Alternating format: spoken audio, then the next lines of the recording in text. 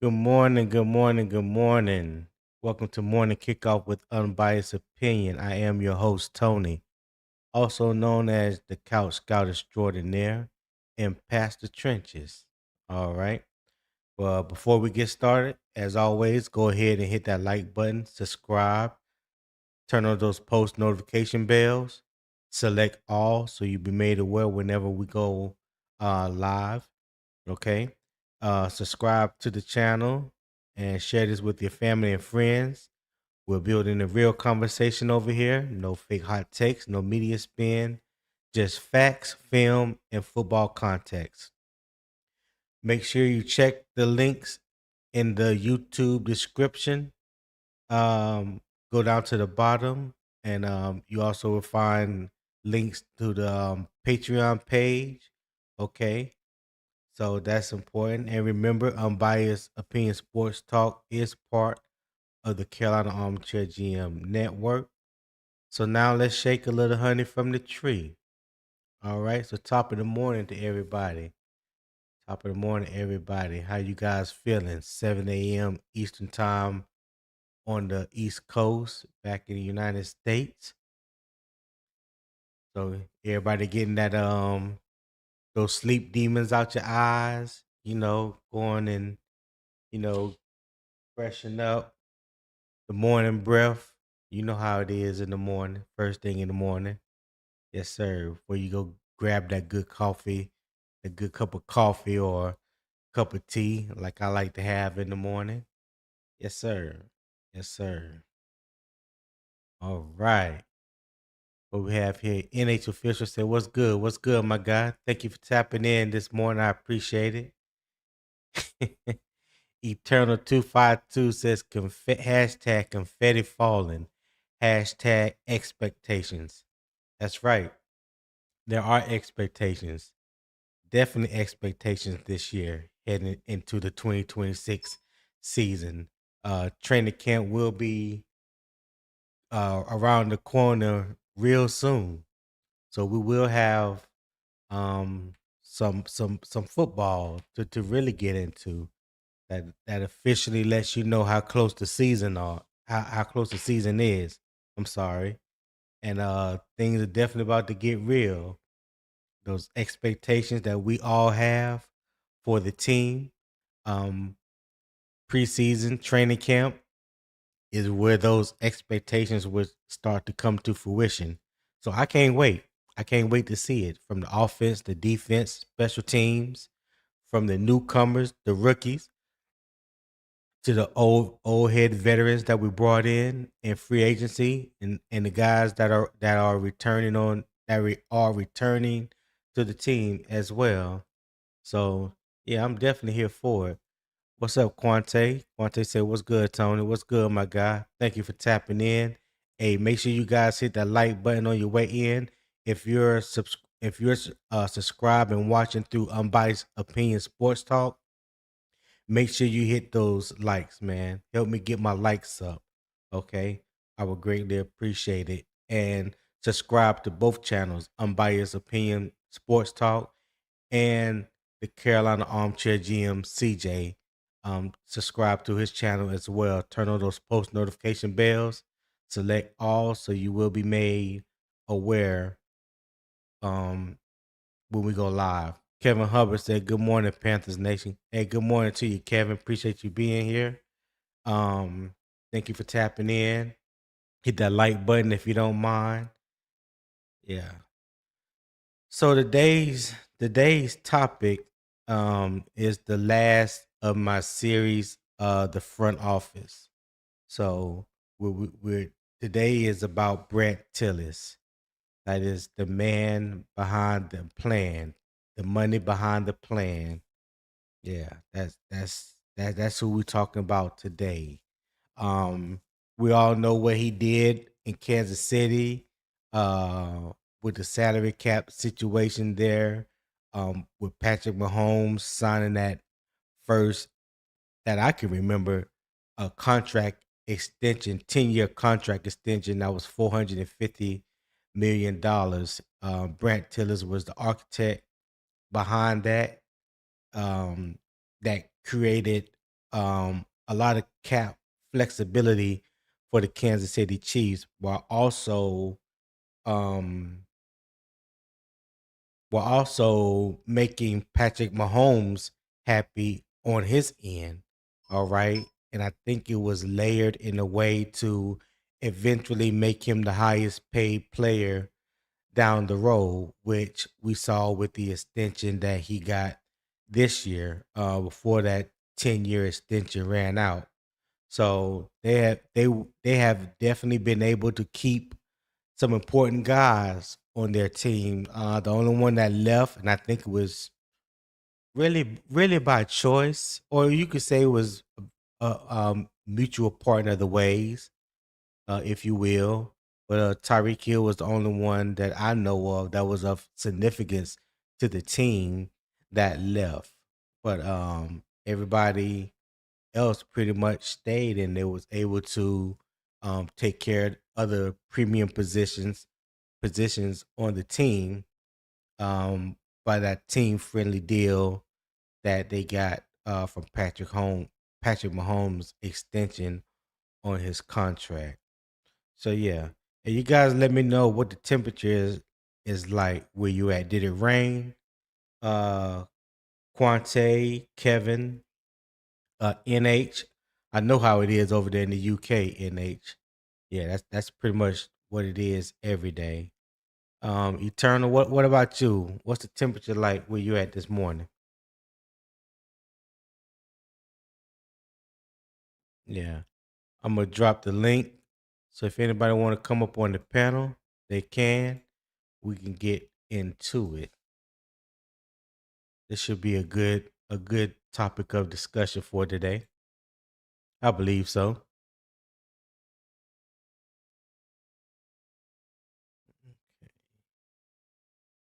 Yes, sir. So I just dropped the link in the chat, uh, through StreamYard. So both should be able to see it, whether you're on my channel or on CJ's channel. All right. I do stream to both channels each and every morning, Monday through Friday. Yes, sir. So yesterday we discussed Dan Morgan vision for the Panthers roster. Today we are going behind that vision to discuss the man responsible for helping make the money work, and that is Brandt Tilis. All right. Um, Brandt Tilis does not make tackles. He does not call plays. He does not run routes. We all know that. But every major signing, contract extension, salary cap decision, and future roster commitment is connected to his work. Tillis describes team building in three stages: building, contending, and sustaining. He said the Panthers were somewhere between building and contending. That tells us exactly where today's conversation needs to go. The Panthers have improved. They reached the playoffs. They have started spending like a team that believes it can contend. But are they financially prepared to sustain that success? So, I'm gonna ask the people that's in the chat or the ones that's listening right now, and you can comment on this. This question is to you guys. Is Brent Tillis creating a smart long-term financial plan, or are the Panthers spending aggressively before the roster is fully ready to contend? Yeah. Is Brent Tillis creating a smart long-term financial plan, or are the Panthers spending aggressively before the roster is fully ready to contend? All right. So you guys answer that for me. Post your comments. I'll make sure to get to them. Let's see. Eternal says 65 degrees. Yeah, that's about right. That's about where you at, Eternal? You in North Carolina, South Carolina? I don't remember. Qantas, I'm on the east coast of the Carolinas by the beach. Temperature 75, raining outside. Where you at exactly, Quante? Are you near Wilmington? That's where I'm originally from, the port city. The N8 says smart long term. Think we're lucky not to have Turk and Bobby Brown on 5-year contracts. Well, I can agree with you if you're talking about Turk Wharton. But Bobby Brown, yeah, I'm definitely not ready to go out on that limb with Bobby Brown. I think Bobby Brown has definitely not been played enough. And this season, from all reporting, well, not reporting, from the presses that Ivero has had and Dave Canales, it seems like they want to run more of a traditional 3-4. So in order to do that, you're gonna have to have a nose tackle in the middle, and there's no better nose tackle on this roster besides Bobby Brown. Now last year, you know, we've gotten to this before with Ivero or the defense being more 4-2-5, even on base downs. So, if they really trying to go 3-4 this year, which I hope they do, I would definitely welcome Bobby Brown playing in the middle, and you can put Derek Brown and Lee Hunter on opposite sides of him. I think that makes for a pretty stout front, and then you have Nick Gordon and Jalen Phillips running point. Excuse me. All right. So Eternal says VA. He's in Virginia. Okay, Eternal. All right.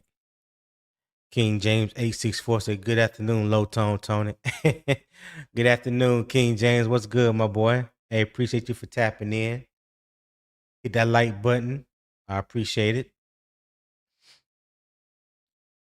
Eternal said, Aaron Hall and Lee Hunter replace Bobby and Ashawn. Yeah, Eternal, you pretty much done bumped your head this morning. Hey, it's understandable. I know you need to shake a few cobwebs loose. Get your equilibrium balanced. That's okay. It's early in the morning. I get it. But if you really think what you just typed there, yeah, I got a bridge. I got a bridge in the country I want to sell you. Yeah, I definitely got a bridge that's in the woods with no road that I want to sell you. Quante say Atlantic Beach. Okay, Atlantic Beach.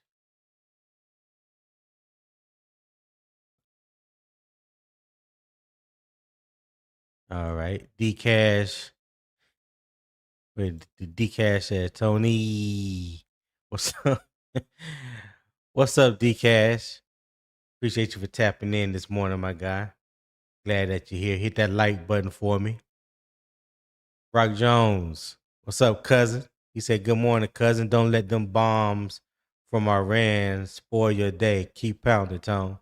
Hey, you're not spoiling my day. I'm very much aware what's going on. So yeah, yeah, that's all I'll say on that. But appreciate your concern. I appreciate you saying that though. I don't want that to go unnoticed. I definitely appreciate that. Eternal said, "Well, Ashawn gone already. That's a fact. That's a fact. And we're getting off Bobby Brown contract next season. Well, we don't know that, Eternal. I mean, you may want that to happen, but I don't see a reason why that would happen.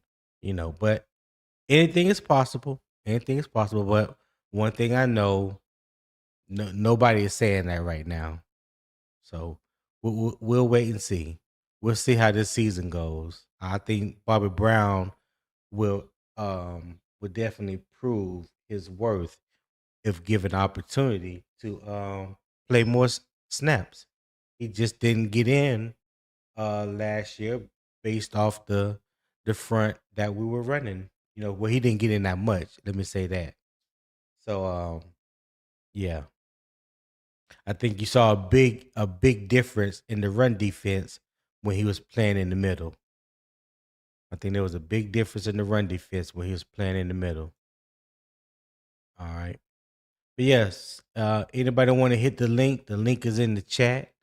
If you feel the need this morning, you know, you liking the content, you love what the show brings, whether it's a good vibe, good energy, good conversation, anything that helps you start your start your day off, you know.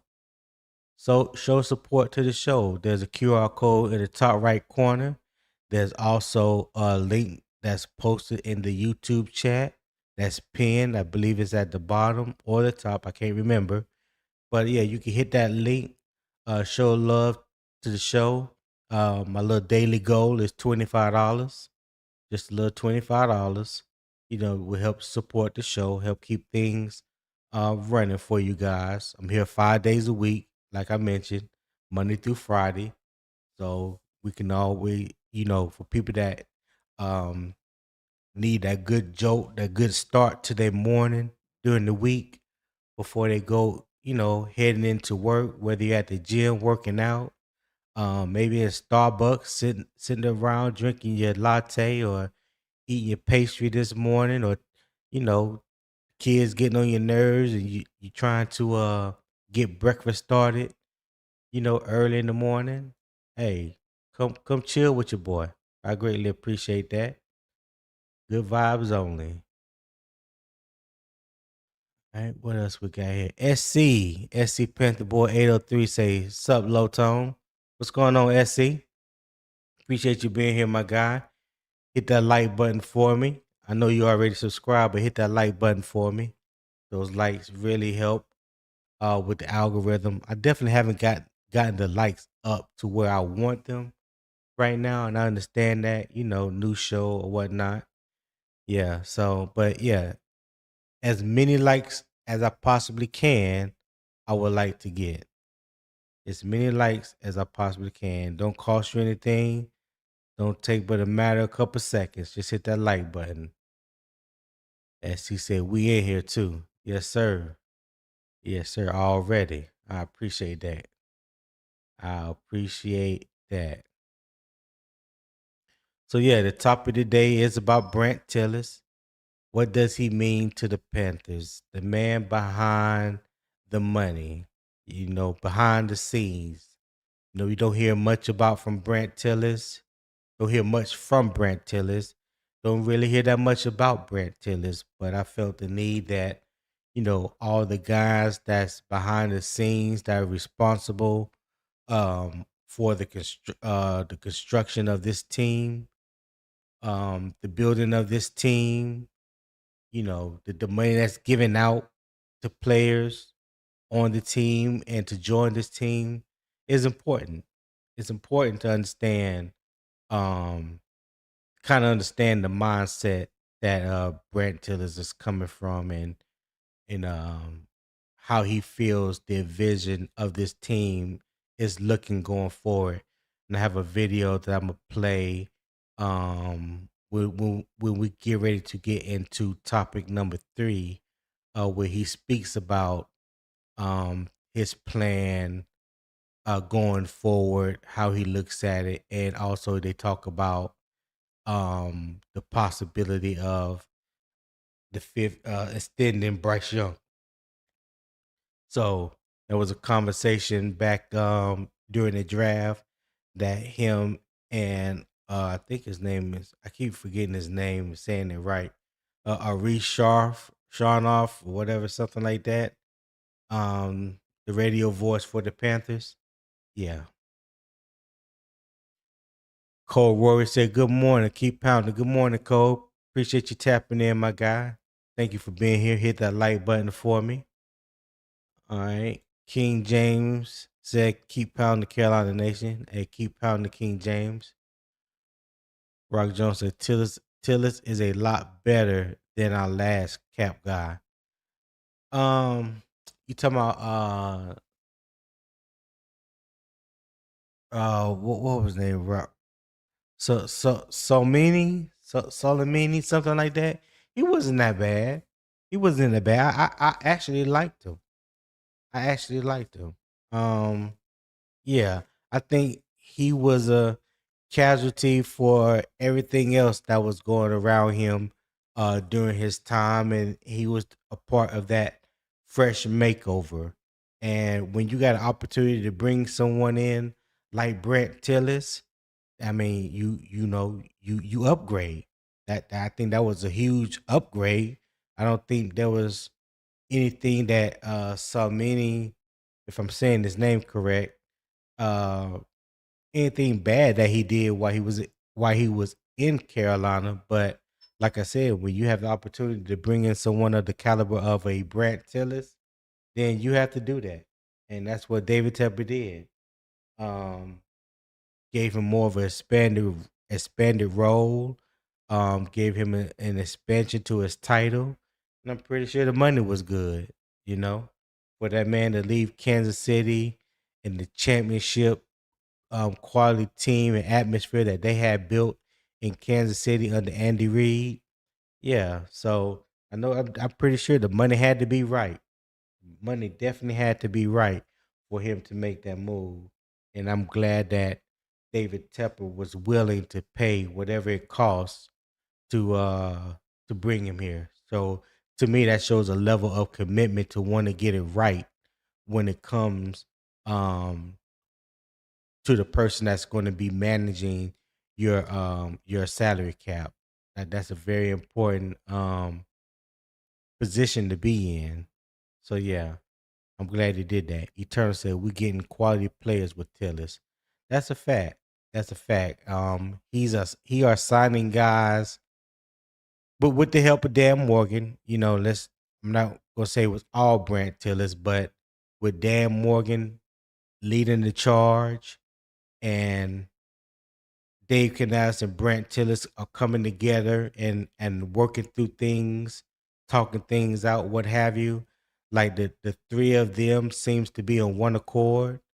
Um, do they always agree? Probably not. I'm pretty sure they don't. Nobody does, really, unless you're just a yes man.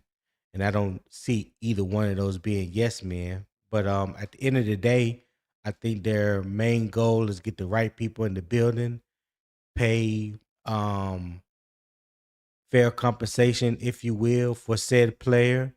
And some players, at premium positions, if it's a premium need, then you may have to pay premium dollars, i.e., Jalen Phillips. So, we talked about that yesterday. Yeah. As he said, Rock, apparently we didn't have a cap guy before Brent. Things seem to have gotten better since Nicole left the draft room. Hey, Rock. Hey. I ain't want to point that out, and it's crazy because I haven't heard anybody point that out the past 2 years that they haven't really noticed Nicole Tepper has not been in the draft room, right? They they haven't even really noticed that. My brother from another tip drill, Will, what's good, my guy? Will Robinson, good morning. Good morning, my guy. Hey, I hope you had a safe and happy weekend. Everybody's doing good. You made it back home safe and sound. So yeah, I appreciate you tapping in this morning, guy. Hey, you guys, make sure you hit that like button on your way in. Will, I'm gonna drop the link again. You can hit it if you want to come on up.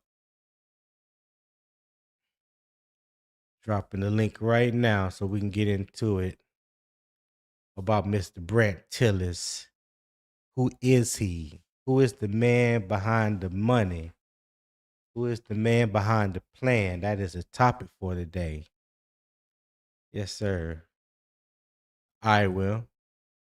Cool. Yes, sir. So I see nobody answered the question that I presented to you guys. I'm gonna say it again. Is Brent Tillis creating a smart long-term financial plan, or are the Panthers spending aggressively before the roster is fully ready to contend? All right. Now that may be too much words, too many words for y'all this time of morning. Word salad as they call it. But I'm just trying to make sure you can shake a little honey from the tree this morning. Get your get your mind thinking, get your thought process in order. Get it turning for you before you walk into wherever you work at. That's where the real pressure come in at. Eternal said, Will, don't come in here lying.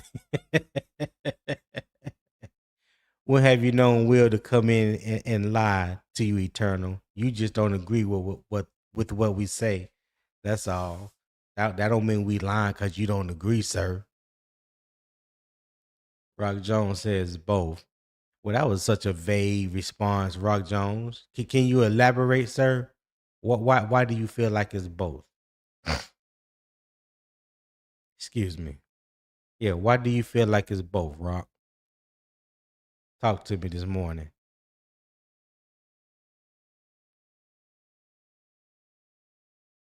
I'm leaning more towards long-term financial plan because that's what he does. He does. He plans 3 to 5 years ahead. You have to be ahead when the salary cap changes every year, you know. So you got to have a plan because contracts come up at different times. Let me add my boy Tip Drill Will to the stage. Will Robinson, what's good, my brother?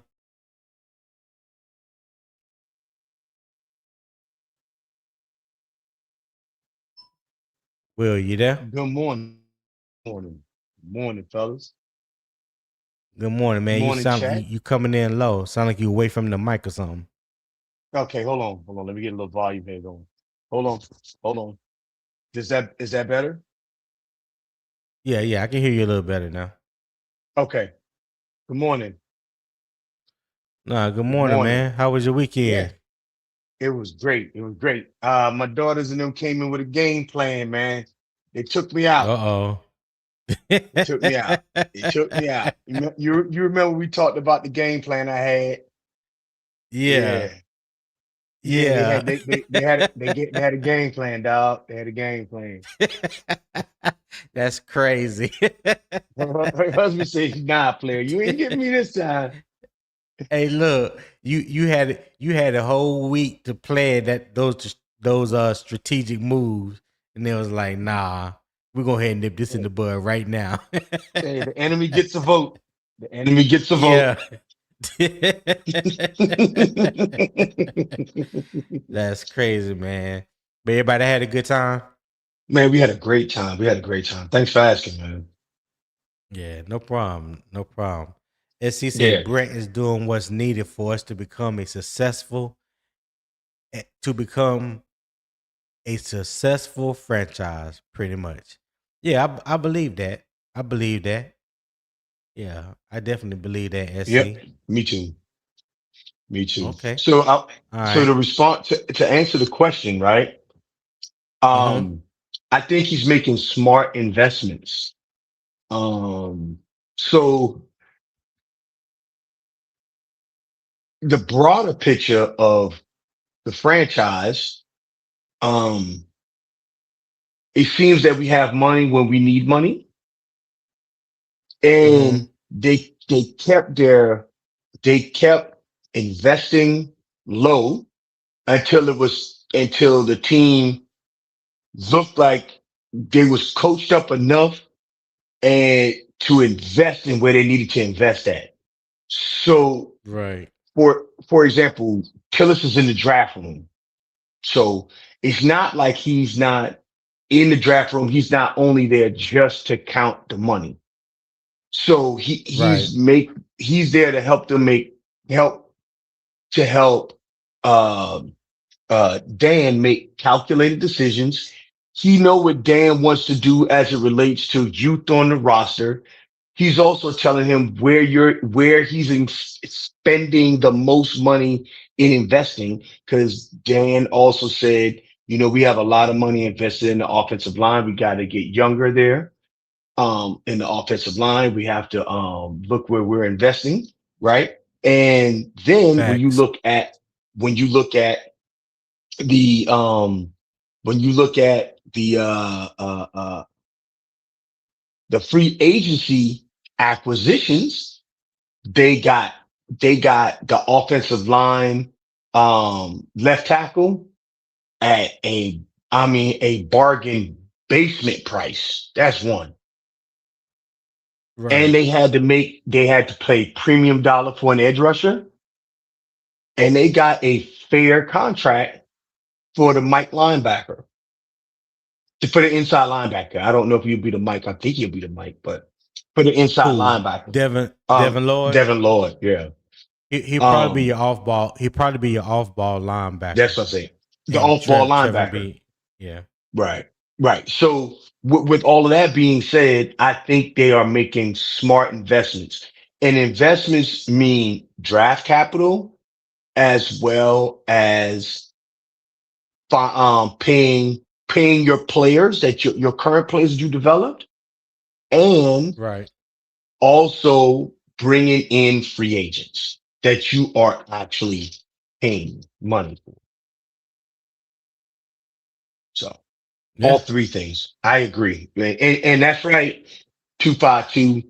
I'm coming in here. I'm trying to give facts, but I am a fanatic, and I'm not angry at the team just yet. So I am going to be a fan first. Yeah. Shout out to Don Dada Shada. He said, "Oh shit, my boy Will Rob in the building." Hey, shout out Don Dada. Hey, hit that like button for me. Uh, if you haven't subscribed to Unbiased Opinion Sports Talk, subscribe to my channel as well as Carolina Armchair GMCJ's channel because I'm streaming to both channels. So I appreciate if you guys would subscribe to my channel as well. Hit like on both channels. Turn that post notification bell on both channels. Select all on both channels so you'll be made aware when we both go live. I greatly appreciate that. And Red Fire Bomb says, "Good morning, soldiers." Hua. Well, first of all, that ain't how you spell Hua. You know that. That don't do that. Don't do that, Red. Too early in the morning for that. Oh no, Yeah. no, no, no, no. What is Yeah. that? Don't. Yeah, I do Oh, not. Yeah, I don't know what that is. But good we morning gotta to do you. Good interpretation. morning We to gotta you. do interpretation Yeah. on this soldierly who's. No, no, no, Yeah. no. We're not. No, no, no. Don't shortchange Hua now. Don't do that. Hey, Ray, we're Yeah. gonna give you a counseling statement. So all right, Will. So we're gonna get into topic one, man. We're gonna go ahead and Okay. get this thing going. And what does Brandt Tilis actually do? That's the first topic for the day. So here's the facts. Brandt Tilis is Carolina's executive vice president of football operations. He works directly with Dan Morgan across scouting, salary cap management, and analytics. His responsibilities include player contract negotiations, salary cap management, compliance with NFL rules and the collective bargaining agreement, football administration, analytics, and other non coaching football operations. Before joining Carolina in 2024, Tiller spent 14 seasons in the Kansas City Chiefs organization, working through salary cap analysis, football operation analytics, contract administration, and eventually serving as vice president of football operations. So the context, the general manager identifies the player he wants. The coaching staff explains how those players fit. Tillis helps answer the financial questions. How much can the Panthers afford? How should the guarantees be structured? How will today's Hmm. signing affect tomorrow's roster? Which players should be extended? Which contracts could create future pressure? And how much flexibility should remain available?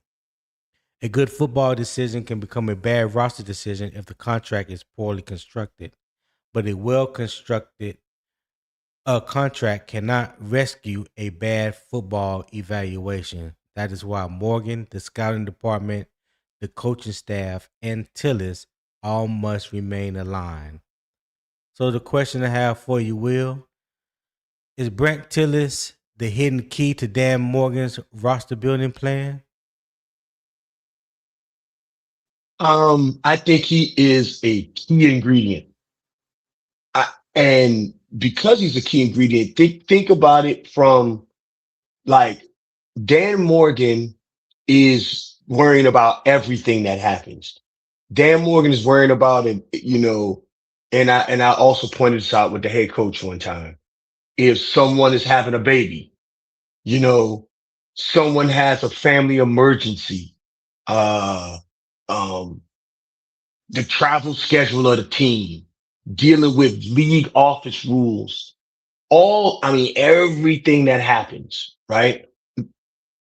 Brandt Tilis is responsible for a portion of what Dan Morgan is responsible for. So he could be an inch wide and a mile deep. So he's saying, hey, how is this roster organized? Where are we making the investments? Where, as Dan and the scouting department has did self scouting on us, where do they think we are the weakest? Where do we think that we need to improve? How do we improve? I'm Um, sorry. I'm sorry. what's that? Red giving us a education in army acronyms. He said, "Who, as you Heard, soldiers should know, are acronyms for heard, understood, and acknowledged. Now I am awaiting my army education." I've never heard that before, so that is something Yeah. I've never heard before. Yep. I've heard what who I meant was something entirely different. So my Yeah. apologies, Red. So I never heard that. yeah. Now, who Me means me me. everything from I'm not doing that to I am gonna do that. It can mean it, who is such a broad statement. It can go from bad to good, positive to negative. It all Right. depends on how you respond with it. Yeah. It's like Um. in the African American vernacular. Shit. Yeah. Yeah. Pretty much. Anyway, So Red, maybe you educating 50 years of retired army veteranship here on the panel to yeah, yeah, yeah. to the meaning of who, because yeah, I have never heard of the HUA. No, Yeah. I've heard of I've only heard it spelled one way, and that was even on the Army website. So, but Yep. okay. Yeah. Um, Red Swarm. Oh, go ahead. Go ahead. I forgot you was uh, in the middle of your thought. Go ahead. um, so, but when Brant is looking at what the scouting department from self scouting the team and understanding how to get better, what the coaching staff say that they want for the ingredients for the roster, and then looking at, do we pay said player to stay on the roster, i.e. JC Horn or whomever, or do we go out in free agency and try to get support for said player when they tried to get what's that guy named that we missed on that went to New England? I think his name Williams. Um, Oh, you they talking was about trying Milton Williams? Yeah, Milton Milton Williams Williams. Yeah. we was trying to get a running mate for Derek Brown. We weren't able to do that, right? But then we got Derek Brown some edge rusher support, so that may help this year. They said, hey, Dan Morgan, and he telestrated this to us. It was he said before free agency started, he said it's no secret that our edge rushing and getting pressure to the quarterback was missing on our roster. That we got to get better there. He said there's no secret to that, Right. and that was Right. before free agency even started. So by him saying that and Brandt Tilis getting the money together, the checkbook together, saying if we're gonna pay this guy, we're not missing like we missed on Milton Williams. Here's the top end dollar we can give this player. We're not playing around. So Brandt Tilis are making smart. That's why I said it's smart investments. He can be a inch wide and a mile deep to be able to help Dan take some of that pressure off Dan, so Dan can say, this is the top number I can pay you. If I can get you for something lesser, that's your plus for us. But here's the most I can pay this player.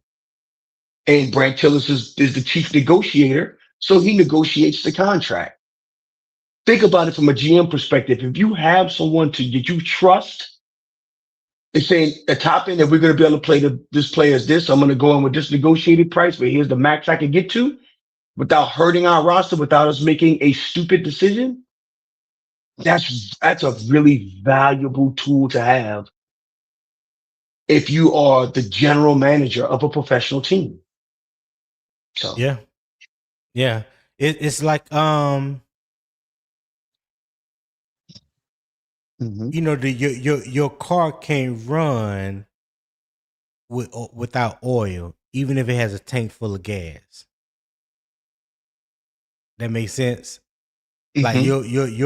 your pistons, when you put those spark plugs in, and everything ain't lubricated because it ain't got enough oil in it or the right oil in it, you're gonna have problems. So that engine will lock up on you. It'll Mhm. cause chaos. You be sitting there with a whole full tank of gas but can't go nowhere because now you done threw a rod through your engine. You know, Correct. so he's like that. He's like that hidden component of an engine that you don't really know how important it is unless something happens, or if you really need something and you have to make sure that oil is the right oil for your engine, if that makes sense. That analogy may have been all over the place, but yeah, It's he's go ahead. it's the engine kill switch. So instead of you throwing a damn rod, Yeah, yeah. that damn computer set the signal to kill the goddamn engine. Yeah, that's true. It's probably Hey, gonna you know save the. what? It probably gonna save a bunch of. It probably gonna save a bunch of dang on lives. I'm not about to do this with Red all day. This is gonna be the last time I put this up here. So he talking to you, Will. He said, "So, Chief, if you are responding to a higher rank that you have heard his order, you understood his order, and you acknowledge his order, does who will now make sense? Just asking." Mm, No, I normally used to say Wilco or comply. Wilco or acknowledge. Mm, That- mm, if I'm just having a conversation, I can say. I mean, I'm not walking up yeah. to the general officer and say, "Oh, listen, acknowledge, Wilco, got you, sir." You know what I'm saying? So, Yeah. now what? Now Yeah. if I'm down the motor pool, I get the whore and 4 letter words it all day. You know, Exactly. but it's Exactly. all good. It's all good. I got it. So Hey Ray, I so do me a love. favor. Hey, do me a favor, Yeah. Go Ray. ahead. When go. I'm telling you, Ray. Go to the Army website and type that in and see. Maybe that is an acronym. I don't know, but that is not how the United States Army, official United States Army, spell whore. You Just know, I think I yeah. think I think Red just wanted to be combative this morning. I think he knows that. Oh, I, okay, I I think okay, he knows that. okay, okay, But okay. shout out Broski Bear. And I see you back there, Broski. I'm about to bring you up in a minute. He said good morning, everyone. And my boy Dino, aka Black Ron, aka Smoke, is in the building. He said, good morning, my good brothers. Salute. Hey, good morning to you, Circle. We appreciate you for being here. Thank you for tapping in. Hit that like button, if you will. I appreciate it. Popping. Thank you for tapping in. He said, Will and all these ingredients. Shaking my head. Hey, Ah. yeah. Well, yeah, appreciate you for tapping in. Popping. Who else? I thought it was somebody else that I may have missed. Oh, Dom 34 says smash like and subscribe. Hey, appreciate that, Dom. Thank you for typing in as well. Poppin said, how you spell it? Whore, Hooah. That is There the you proper go. spelling of Thank whore. you, sir. Thank you, sir. Uh that that Thank you, that is sir. heavy for the US Army. Marines say oorah, and the Hoorah. Navy and the Coast Guard say hooyah. That's Right. Hooyah. Yeah. Hmm. All kind of sound the same, but spelt differently. And all Yeah. I defend don't them fiercely. maybe Red was in the Canadian Army. I Yeah, it exactly. could It have could been be a something. possibility. He could It have could been have been probably a he could have possibility. The Canadian or Army. A Mountie or Yeah. something. Yeah. Broski Bear, what's happening? What's good with you this It- morning? you just call Red a Mountie? Oh boy. Good morning, gentlemen. Hey, good Good morning, morning, my Broski. Good friend. morning. Yeah, man. Good topics, man. Like this time of year, we all know there's not much actual NFL news to talk about, and you keep coming Yeah, out with some good daily topics that He bringing out honestly, the I man, are players, appreciate that, ain't he? man. interesting. And if you pay I attention, it's appreciate gonna that. help. Yeah, no, it's legit, man. Like people pay attention, they're gonna learn a lot more about the workings of their team, man. You know what I mean? Because like you're hitting everything, man, through the front office, coaches. It's pretty good, man. But Yeah, appreciate it. so Tillis, the money man, the contract guy, right? Works out contracts Right. with players. So I pulled up, I went on Spot Track, and I got in front of me Hmm. a whole list of every contract for every player on the Panthers right now. Um, Okay. and a couple of them jumped out at me. I was kind of surprised, and what I mean by that is a couple of players are getting paid a lot more than I ever knew or thought they were.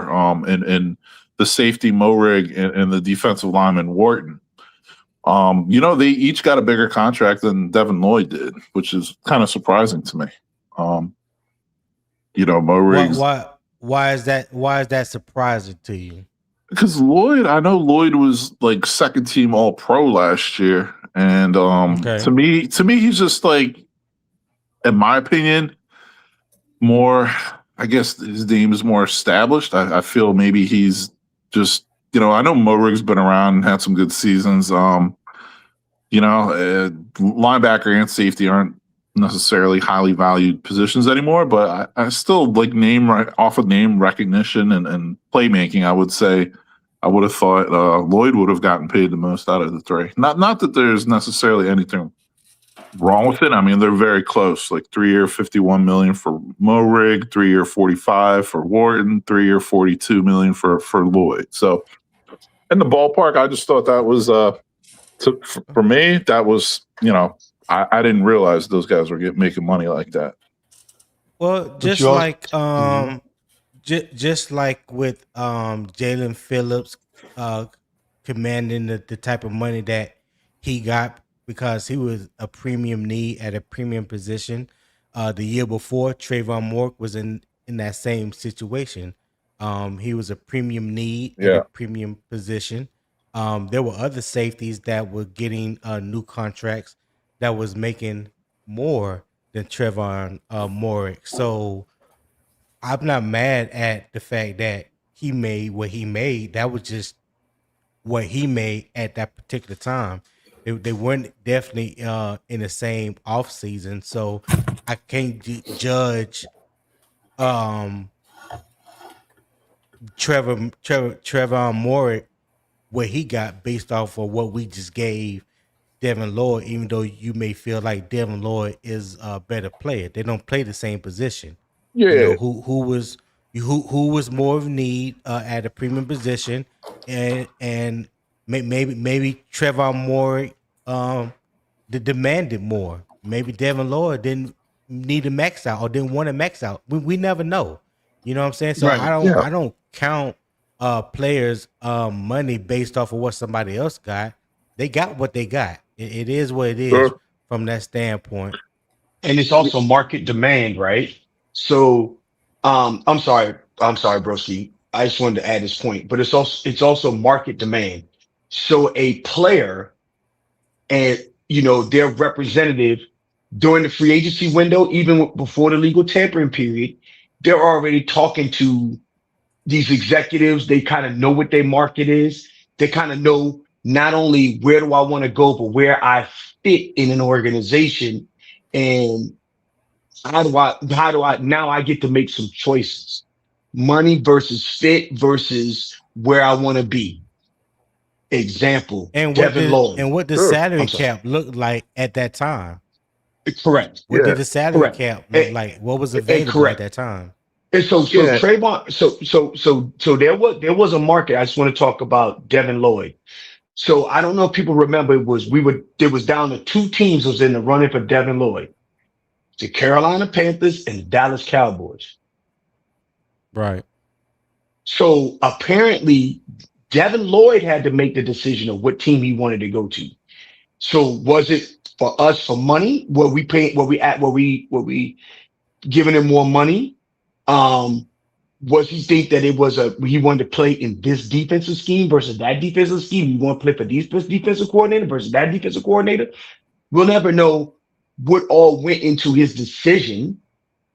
But to Brandt Tilis's point, to my point about Brandt Tilis, he says, here's what I can afford to pay this player. They know that they wanted a edge rusher was the number one thing that they got. They got that like within the first couple of hours of free agency. That was announced the first couple of hours of free agency. And then they said, we would like to get that linebacker, right? We want Devin Lloyd, but Devin Lloyd, they offered him the contract they offered, but then he get a 3-year contract. So if he balls out, he get another bite at the apple. And when you look at the way our contracts are arrayed, that means that he will be coming up to be paid the year after Horn needs to be paid. And 2 years before Derek Brown gets renegotiated. So when you look at it, it's spread out correctly across the defense. I'm not talking about offense and all that stuff. But so anyway, that's the reason why I really think Tilis is a very integral part of us building a sustainable, winning, competitive roster. Yeah, I hear what you're saying. And for me, it wasn't really as much of a criticism as it was like something like a new revelation. Like I just really didn't realize that until I had the numbers in front of me. But looking at like the contracts, so Tilis really doesn't seem like he's overextended himself or overreached when you look at the guaranteed money tied to these contracts, which is key. You know what I mean? Because really, a lot of times these contracts really just come down to how much the guaranteed money is. I mean, you can get out of the contract. That's what it always come down you know to. what I mean? Yeah, that's what it always comes down to. So especially with the June 1st, you know what I mean, designation, if you cut someone after, then you can split the dead cap between 2 years. June 1st. Yeah, June 1st. You know what I mean? So I will say, I mean, I think he's like Will was saying, he's kind of stacking or laying out these contracts pretty well. You know what I mean? As far as like timing wise, but yeah, I mean, it's, Moton's supposed to make 28 mil next year. That's one. He'll be 33 and he's due to make 28 million next year. So yeah, and that probably won't happen. Yeah, exactly. So that's the type of stuff I like to look at too. But I'm going to close my mouth and let the gentleman who served under the command of General George Washington. Have his time to speak. Well, hey, brother, brother Red Feinbaum from the Canadian Army. And he said we serve with the Continental Army, bro. That's insane. Yeah. So what I want y'all to know is when you get an understanding of U.S. Army rally cry or U.S. Army lingo, I want you to understand that you're talking to a soldier who received direct orders from the General George Washington. So that's how long I've been around. That's how long I served. So we are going to be gentlemen and agree that when you are responding in a more professional setting, not a rally cry, hoo-ah, not a rally cry, hoo-ah. You are responding, I heard what you said, I understood it, and I acknowledge it. So now your commander expects you to carry it out. Now, and you are right. Generally speaking, that's the U.S. Air Force as a rally cry, but it doesn't fit at a rally cry because you don't yell it. You yell HOOAH. And that's what we typically do with the Army. So hey, let's have this conversation amongst ourselves, one day soldiers, and everybody. Well, no, you don't get to walk off that easy. You don't just get to just throw out there. Try to throw stones and then try to hide your hand behind the building. No, we ain't gonna do that. So when we talk about, I would never do that. I throw grenades also. By the way, when we talk about the acronym, y'all excuse us for a second, audience. Let some veterans handle some veterans type stuff. When we talk about the acronym HOOA, H-O-O-A-H. Do you also know that it's not just a rally cry? Hua can mean anything, whether you're at a rally, if you're talking to a superior officer and they's asking you a question, say, if he's just saying, you ready to move out? And you say, Hua, that's not a rally cry. Formations at 0600, Hua, that means I heard you and I agree. That's not a rally cry. And and also who means do you understand me? Because like for example, I like pulling red coattail and let's I do it. know I do know what who no I mean as in a joking manner. I very well know what HUA stands for. Also, HUA is from the origin of HOOAH. So let's be clear on that. So it didn't HUA wasn't created first. It's always been, it always will be HOOAH. Go ahead, Will. okay, I'm good. So I just want to make sure that we have it fully acknowledged that according to the United States Army Manual, it's actually in the manual, y'all. Yeah. The word "hua" can be used for motivation, confirmation, affirmation, and even sarcasm in the United States Army vernacular. Hua is an enduring term that is used by all soldiers in all ranks. What you put down, the Army does not even know what you're talking about. Okay. So back to Brandt Tilis whenever we get a moment.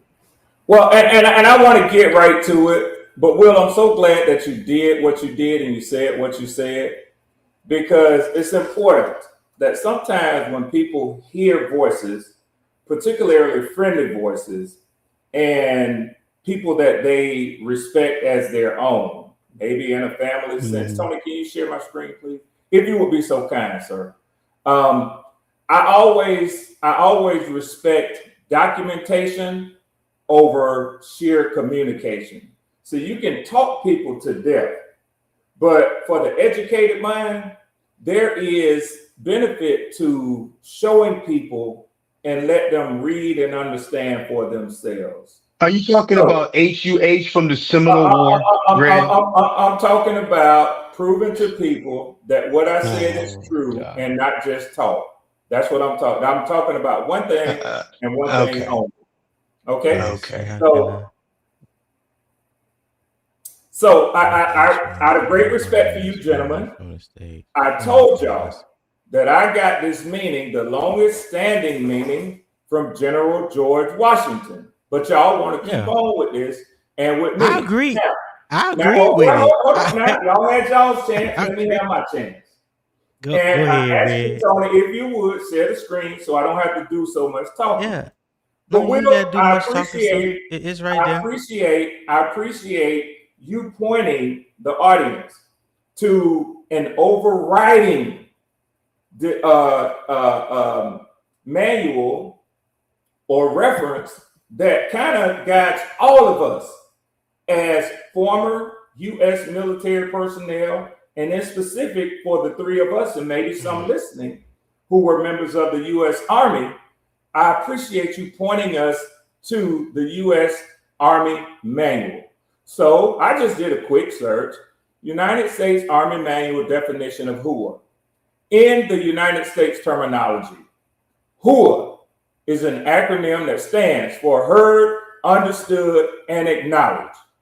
It is commonly used to indicate that a soldier has received, as I text to you, processed, and confirmed a command. Phonetically, it's spelled out as HUA, Tony. So two things can be correct at the same time. But ain't nobody's son or school nobody here. I want the public to understand it's just a bunch of old veterans. Red, I will tell you right now. Hold on, Will. Hold on, Will. I'm about to wrap up, and then I'm gonna be listening. I want those that are listening to understand and know the three of us very well. No one is going to concede here. So my point is not to influence and persuade and change Will's understanding, nor Tony, maybe even some people who are listening. I just wanted to pull up the U.S. Army manual as was stated, so people can make the determination for themselves. Well, that's not the U.S. Army manual. That of course it's not. So real quick, Red. I spent 30 years in the United States Army. 30 years. I spent 30 days. And I got a DD-214 that says honorable discharge. Now, let's go with it now. Let's go with it. Hold on, Red. Let Will's talking. Go ahead, Will. I respect that, Chief. Go ahead. I ain't never heard a soldier use that acronym. Period. Never, not once, ever. Okay. I mean, I understand that they might have extrapolated that from this vernacular to that word or to that idiom. Mm-hmm. Possibly. All I am saying to you is it is not commonly understood, nor does no one write it in an email, nor does no one use it in any conversation, in any motor pool, or any ramp for a jump, or anything, anywhere, at any time. It just doesn't happen. You can go right now to the Raspberry. You go all the way down anywhere to the Raspberry Beret land or down at Fort Hood, Texas, and no one will know what you're talking about, Red. All right. Okay. Anyway, so we're gonna go ahead and leave it there. All right, everybody. Everybody has stated their opinion. They are 10 toes down on what they believe. So like I said, Red, I always like jigging at you and oh yeah, and y'all know y'all want to get a good tussle from me. Hold on, and yeah, just so that we are clear, I understood and I knew what HUA meant, but that's not a commonly known phrase in my time in the military. The units that I have served in, the commanders I have served under, it's always been HUA, whether you want to use it as a rally cry or understanding, agreement, or confirmation. In any of those, it's always been a broader saying, and I never seen anybody spell it HUA. So that's just me saying what I've experienced, not saying that it's not true or that it hasn't ever been used in the military. I'm just saying what I've experienced, and Will is saying what he has experienced. So at the end of the day, like you said, both things can be true at the same time. Everybody stated their position and their opinion and put the facts out there. So it is what it is, and we're gonna move forward from there. All right. All right. So the debate question is: Brandt Tilis the hidden key to Dan Morgan's roster building plan? So, what say you, Red? What you think about that? Well, I understand, and I hear so often, guys, I'm always over here minding Panthers business, and I hear so often Panthers fans, like Will says, and he readily admits, fandom, FANDUMB, just like if I had heard it spelled out, I might have an understanding. Let's not do that. I'm sorry, Greek. I'm gonna go to the Greek thing and just be straight with you. Hey, but listen, I generally, and I know Broski is up here, I generally disagree with you all that he's doing a very good job of roster management. Now, and why you say that? Because I think that he has constructed some good salaries, no question. And I'm not somebody that beats teams up for paying a premium for talent, so long as it's premium talent. So, I mean, you can sign any player that's a free agent to a contract if you throw more money at them than anybody else throws at them. So if you have the money, spend the money. I'm not tripping on that. And when you sign a Tershawn Wharton, you signing him based off of the play that he's put on the field, and you hope that it carries over to your team. Now, I'm also smart enough to understand and to know that many times, and hear me out on this, many times players put their best foot forward in a contract year. When they know that they about to hit free agency, whether they remain with their current team or whether they are, working to get in the open market and attract some of those higher free agent dollars. The year that they are entering into a contract, you're going to see typically the best performance statistic-wise that you have seen out of that player. Now, this is where I'm going to say that I'm going to be critical of Brandt Tilis. I think, as it relates to y'all's football team and him and Morgan working together on the roster that y'all have constructed, if I look at the numbers, right, the contracts that you have on your premier players, the salary cap that you sit at right now amongst the league, and your salary cap going into 2027, I would assume that the Carolina Panthers are a win now, all in organization. That the money and the contracts would exemplify a team that feels they have a Super Bowl roster and that they are up for the ultimate contention. Now, I know that's a fiery statement from me. And the reason that I say it is that, well, I'm hold on, Will. I thought I was muted. Sorry, I didn't mean to break in. Oh, it's okay. I was just shocked by your comment. My bad, man. My bad. Sorry, I'm going on mute. Yeah. So, and I'll move quickly through this last part. The reason that I say that is that your team has currently a negative cap space going into 2027. Now, we know the salary cap can be manipulated. You can do restructures on some of your pending caps, and teams can go from a negative $3 million, where you guys sit now, to $40, $50 million overnight.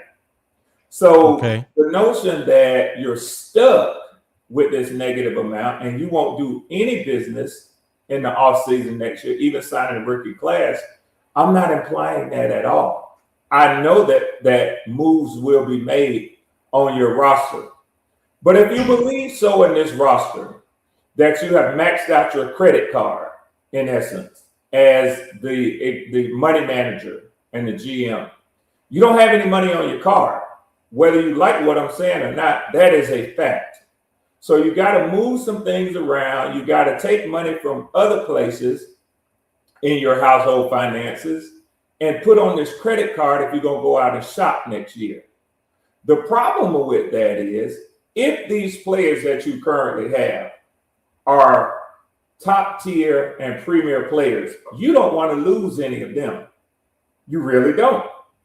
But the negative $3 million indicates to me that you ain't worried about having to compete with other teams for whichever premier players hit the open market next year. You got everything in-house. That's why I said this is a win now roster. Super Bowl, not just win the NFC South. Because if you're just concerned with winning the NFC South and being competitive in the NFC, then you might say, well, we're a year away. We know we're going to need a safety next year or a center next year or a different running back, or I won't say the Q, because I know that people get. Come on, Red, land the damn plane now. Okay, but if you got to go out and buy one of them, you really need some money, and y'all don't have any money. All right, the plane has landed. You may disembark at any time. Go ahead, Will. Ray, I know what you're doing here, right? You're providing unrealistic expectations so that you can then turn around and say, see, those investments weren't worth it. I get that. I've seen that before. Here's what I will tell you. We needed an edge rusher. We did not pay top dollar because top dollar for an edge rusher is $50 million. We paid $30 million. Okay.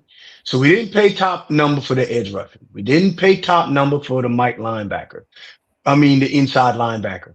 We did not pay top dollar for the left tackle.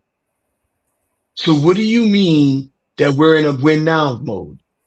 We invested in getting cheaper at the offensive line. That's why we used our first round pick to get another tackle, because I don't think that we're going to pay Moton that kind of money in 2027.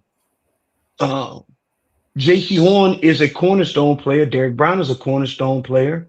So of course they're going to get paid. Trayvon Moorick playing that nickel in that joker position, which is integral to a 4-2-5 defensive front, 4-2-5 defensive scheme. He was going to get paid that kind of money. We're completely youthful at the wide receiver position. The only person that got a contract was Coker because he was supposed to get to the bag earlier because he was an undrafted free agent. I don't understand where you were saying, oh, you're in a win. I think that Brandt Tilis has made smart investments where necessary in order to build out next steps for us as a team. Now, I think that we should make a significant jump this year, given that the amount of talent that we paid to bring in. But we did not swing for the fence and pay $100 million for a torn Achilles tendon quarterback to think that we had a roster built to win. We didn't do that. See, those are the expectations that Falcon fans had when y'all paid $100 million for that. We didn't do that. See, Tony, you stopped me from talking about quarterbacks. Yeah. No, I'm just saying, I'm using the analogy of when you say that we built, we are in a win now mode because of what we invested. We didn't pay top dollar for any of those positions.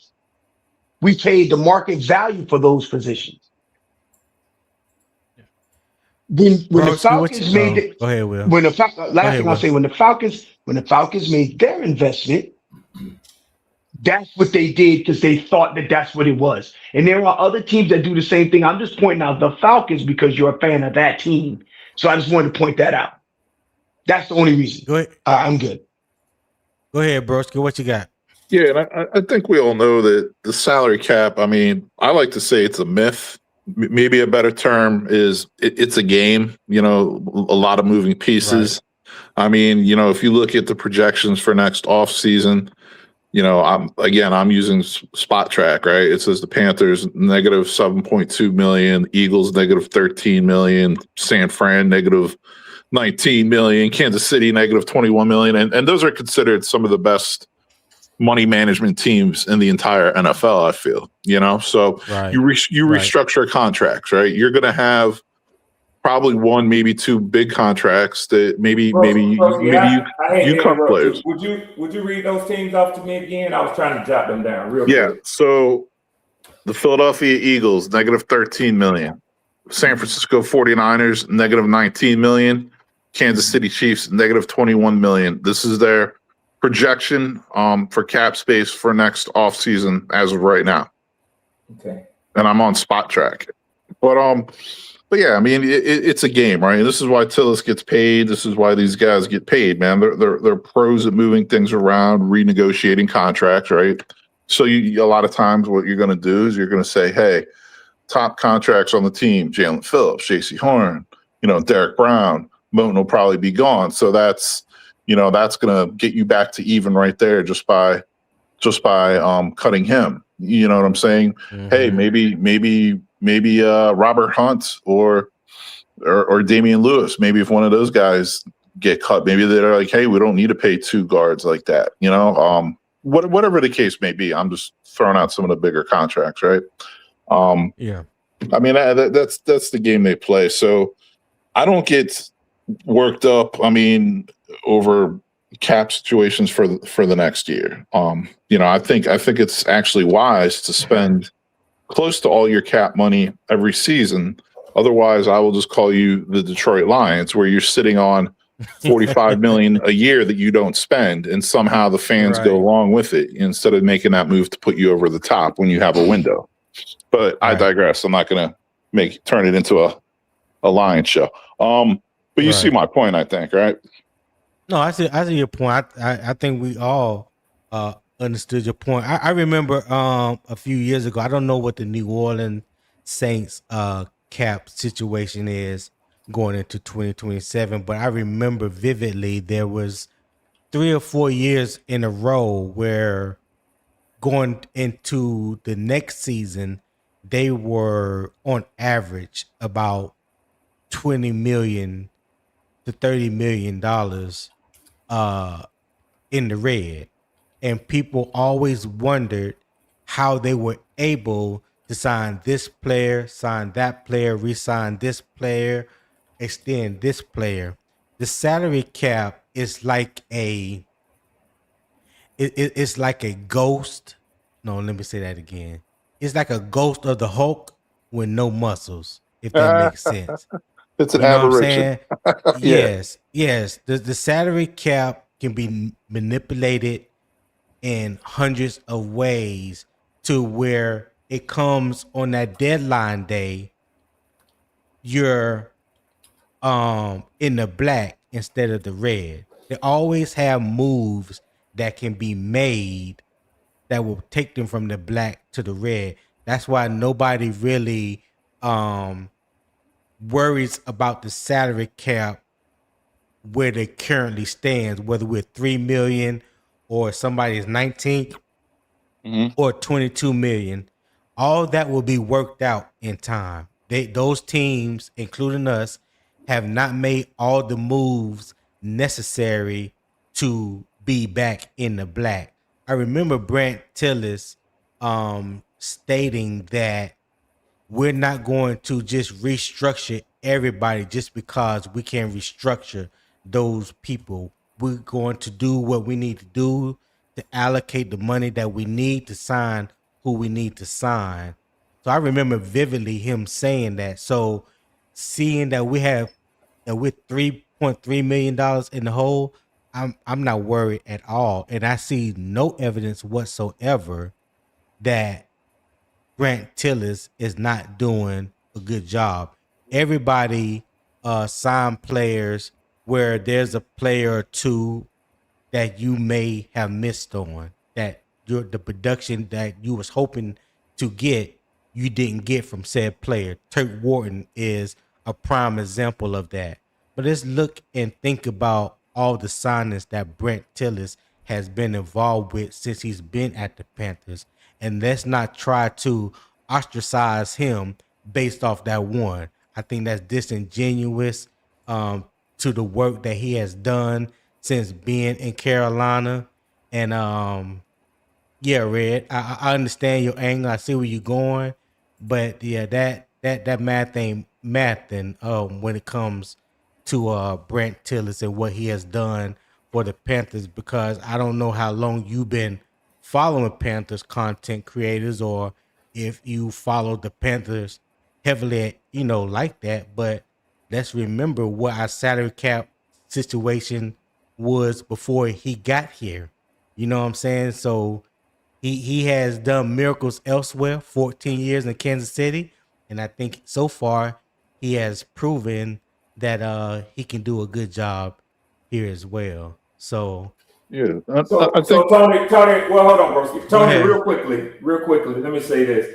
I think be quick. I will. I think the premise that I laid down initially, you guys responded to quite well. I think that I set the stage very well by even mentioning Turk Wharton sort of as an outlier in the work that he's done with the contracts that he's given out to players.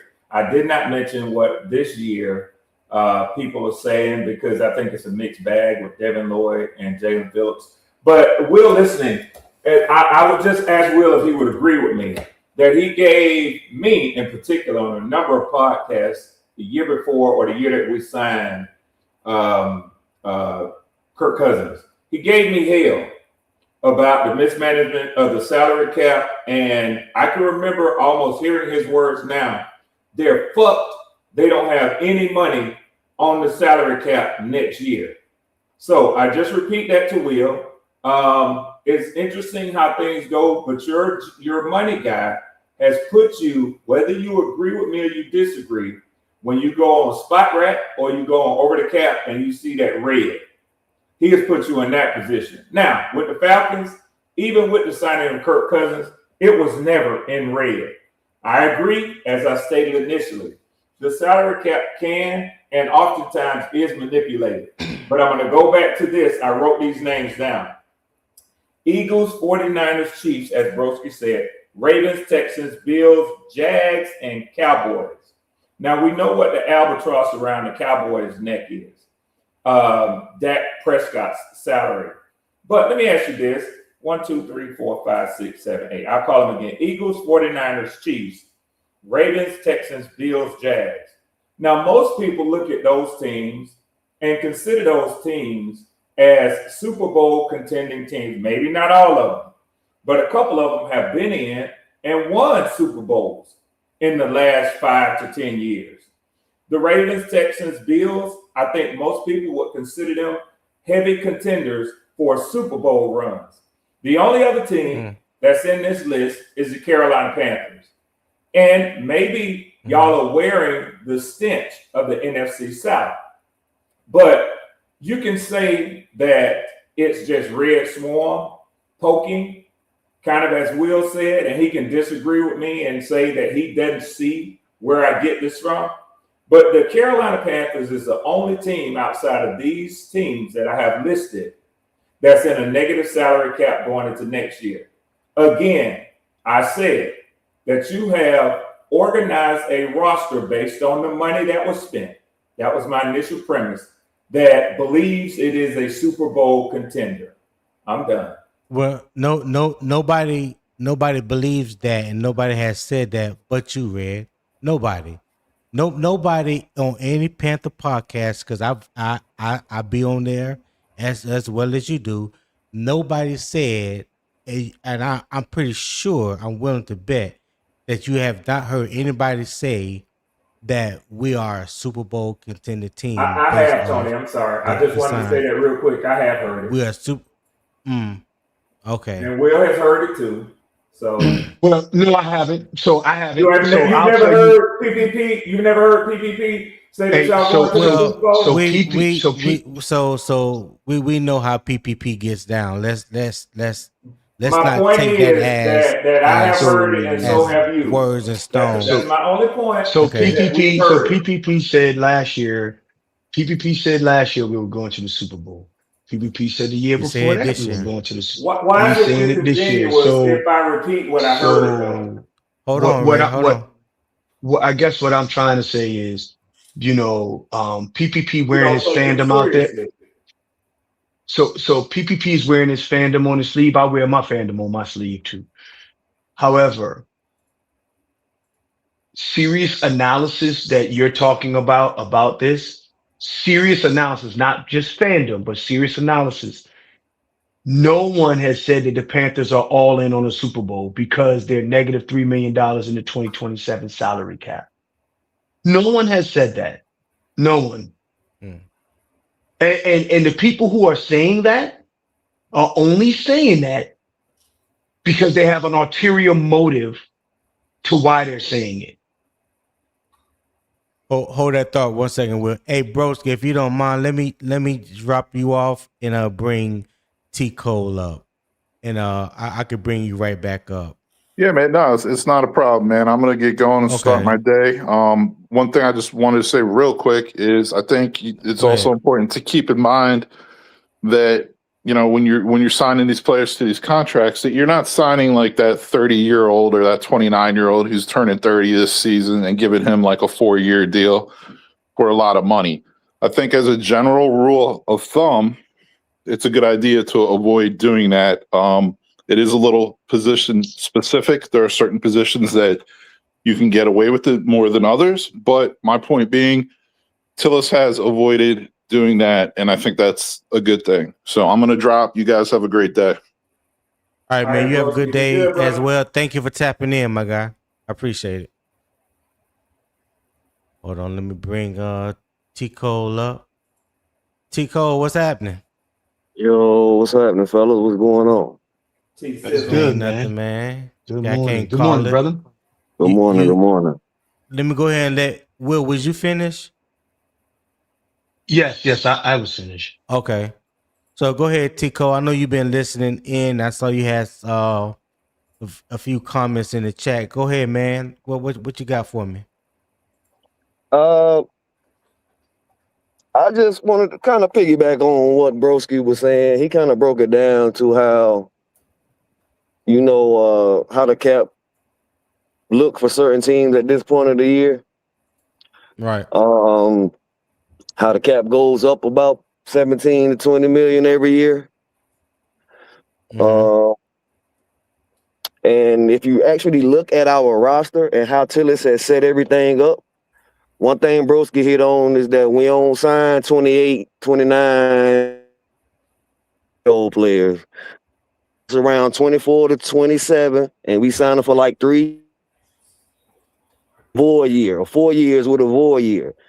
So that's what I was kind of saying in the chat. Like, by the time it's time to come back around, it's guys that we can restructure. It's guys we can move off of. Like, next year, whatever it happens, Turk won't be here next year.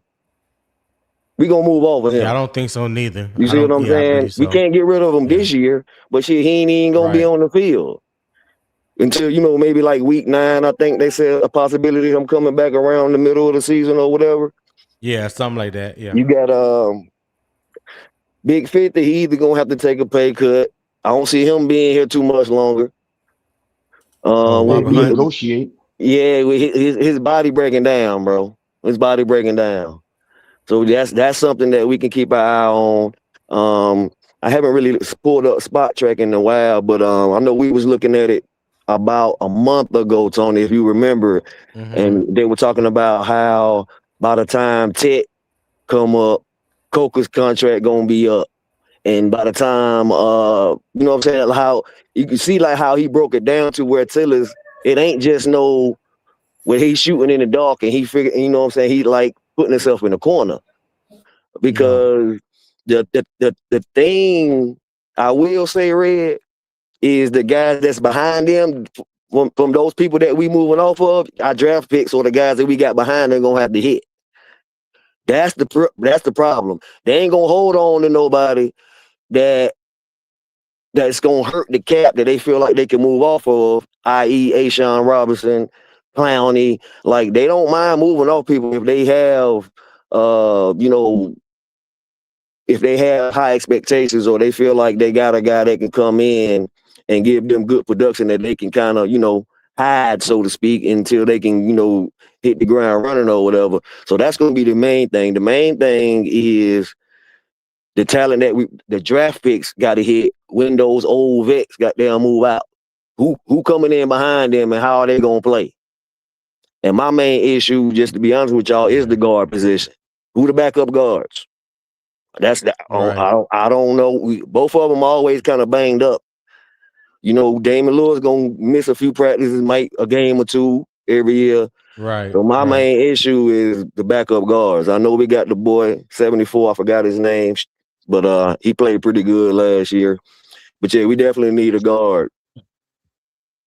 Yeah, and then also I agree with Chico. Like, for example, we want to come up off Moten in that contract, but that means that Icky got to be ready and the rookie got to be ready in order for us to come off a Moten contract. So developing the talent to be ready to step in is going to be key, and developing the talent is part of the coaching staff's job. So, yeah. All right. So I'm gonna transition into topic 2. Understanding Tiller's job is only the starting point. The next question is whether Carolina current spending strategy can last. The Panthers have used outside free agents to raise the roster's level.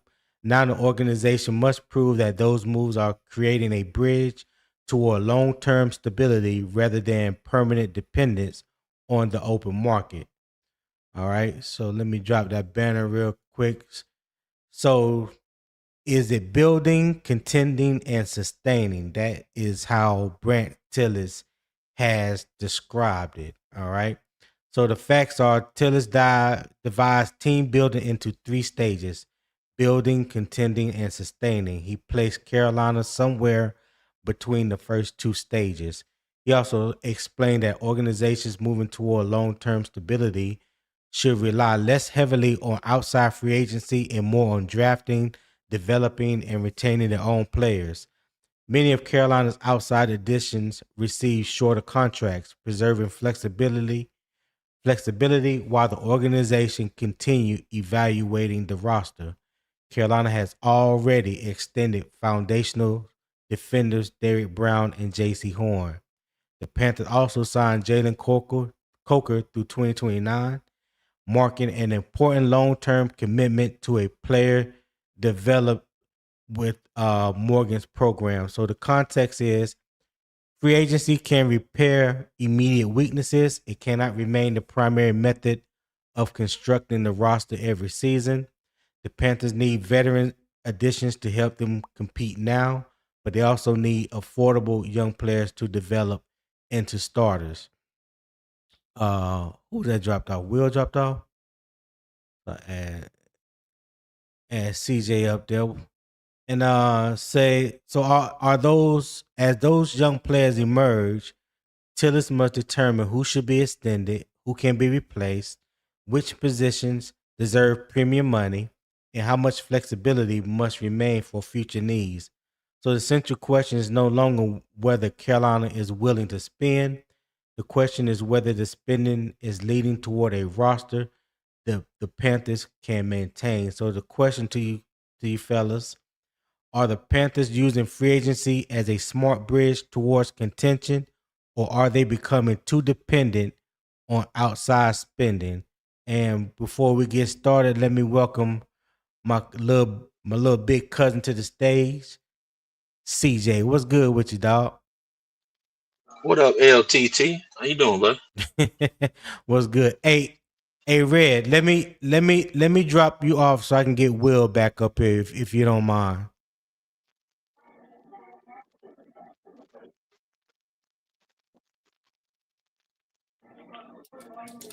I'll say I'm okay. So I'm just gonna remove Red and bring Will back up to the stage. Or maybe Red stepped off. But yeah, go ahead, CJ. What's good though?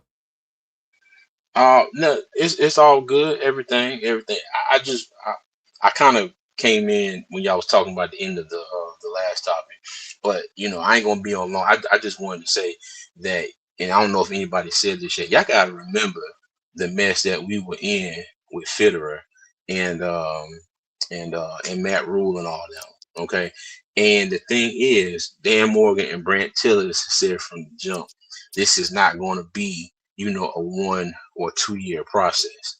They said it's Right. going to take some time to get this back to where we need to be. So like you said, we kind of in that in between of was it sustaining what the thing you said, Tony? We were in the Building and building. contending. Yeah, Yeah, building, yeah. contending, and sustaining. Yeah. Yeah, because we kind of in between the building and sustaining part right now. But I think we're working, towards contending, because in the next question you was asked about why they relying on free agents too much. I think we're actually getting into a little bit of a balance to where, okay, cool, you're bringing in free agents at positions of need that can impact the roster immediately. Just Facts. like Facts. the just like the offensive line a couple years ago. And I know what T Cole was saying about the guards, but now we'll see about Robert Hunt. Besides last year, I think they've been a damn good investment. And then you go out on the Yeah. defensive side of the ball, and we got to see what return we're going to get on this. But you got to think about a lot of these contracts too. If they get their timing right, like most NFL teams do, like Taylor Moton. Okay, this is really the last year we gotta, and I don't want to say it like this to sound like I don't like Taylor Moton, because I really do. I think he's, you know, a cornerstone of the franchise. Nah, that's But the if business, the TJ. Panthers You need know to, that. Yeah. yeah, if the Panthers need to come up off of Taylor Moton next year, they can do that and save $14 million in cap space. You know what I mean? So Right. I think we're getting to the point now where we're hitting that that kind of balance where it's like, okay, cool. You know, in a couple years, this guy's gonna come off the books. We're gonna draft for this position. You know, next year another guy's gonna come off the books. We're gonna draft for that position. I don't think we've been in that type of a situation where we've had, like, you know, any kind of balance in that cycle. Yeah, You that's know, some of our drafts, synchronization.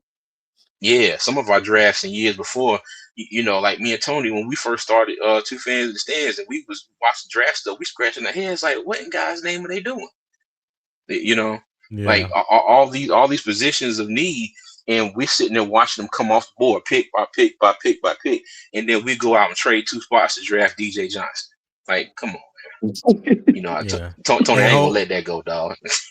yeah, I know. Hold that thought. I'm gonna go T Code, then I'm gonna go Will. But shout out to Vietnam, man. Hey, appreciate you for tapping in. Good morning to you as well. Hey, if you guys are enjoying the conversation, the debate, the back and forth, and it's giving you good energy and good vibes this morning. Hey, scan that QR code at the top right. Support the show. I appreciate it. My small goal for today is $25. I would greatly appreciate if you guys help me reach that goal for today. The PayPal link is also pinned in the comments down below, I believe. So you can hit that and donate to the show as well. Or you can send a super chat. That's welcome as well. But show support for the show. I greatly appreciate that. All right. But will you finish, CJ? Oh, Tony, I was gonna say, can I ask for something too? Can I ask for a pack of Spree and some Tahitian tree? Thank you. What's it? Go ahead, Tico. I mean, go ahead. I'm sorry. Oh shit, you made me forget who I said was next. Go ahead, Tico. Go ahead, man. Yeah. Then I get Will. Yeah, I think our last topic kind of segued into this one, especially my perspective from it. CJ kind of hit on it a little bit about how the mess that they walked into with all the dead cap and practice squad players that we signed coming off the couch. You know what I'm saying? We bringing in week after week trying to get them accustomed to the game plan, and they come off the couch one week and then they on the field the next week, and the lack of talent, stuff like that. So we didn't really have the draft capital as well. So it kind of was like, a double whammy. Like the snowball just kept snowballing, so to speak. So they had to figure out a way to get rid of all this dead cap, get talent, and with less resources. So Right. I feel like they did an awesome job from where we came from. Right now, like Tony said, when they go out in free agency, they're doing calculated moves. They're getting players for position of need, like he said, and to make sure that we can compete while we're building the young talent. You see what I'm saying? So it's a different when you got a ready-made roster, and you can just go in and hand select maybe 1 or 2 guys that's gonna, excuse me, that's gonna move the needle. So Right. we came in, it was pretty much Derek Brown and JC and Taylor.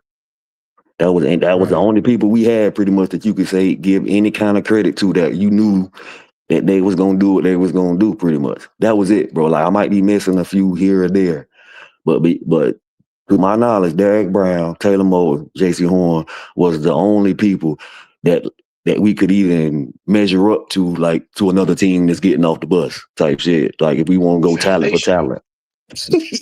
You know what I'm saying? So we was out there playing with a bunch of, just Jags.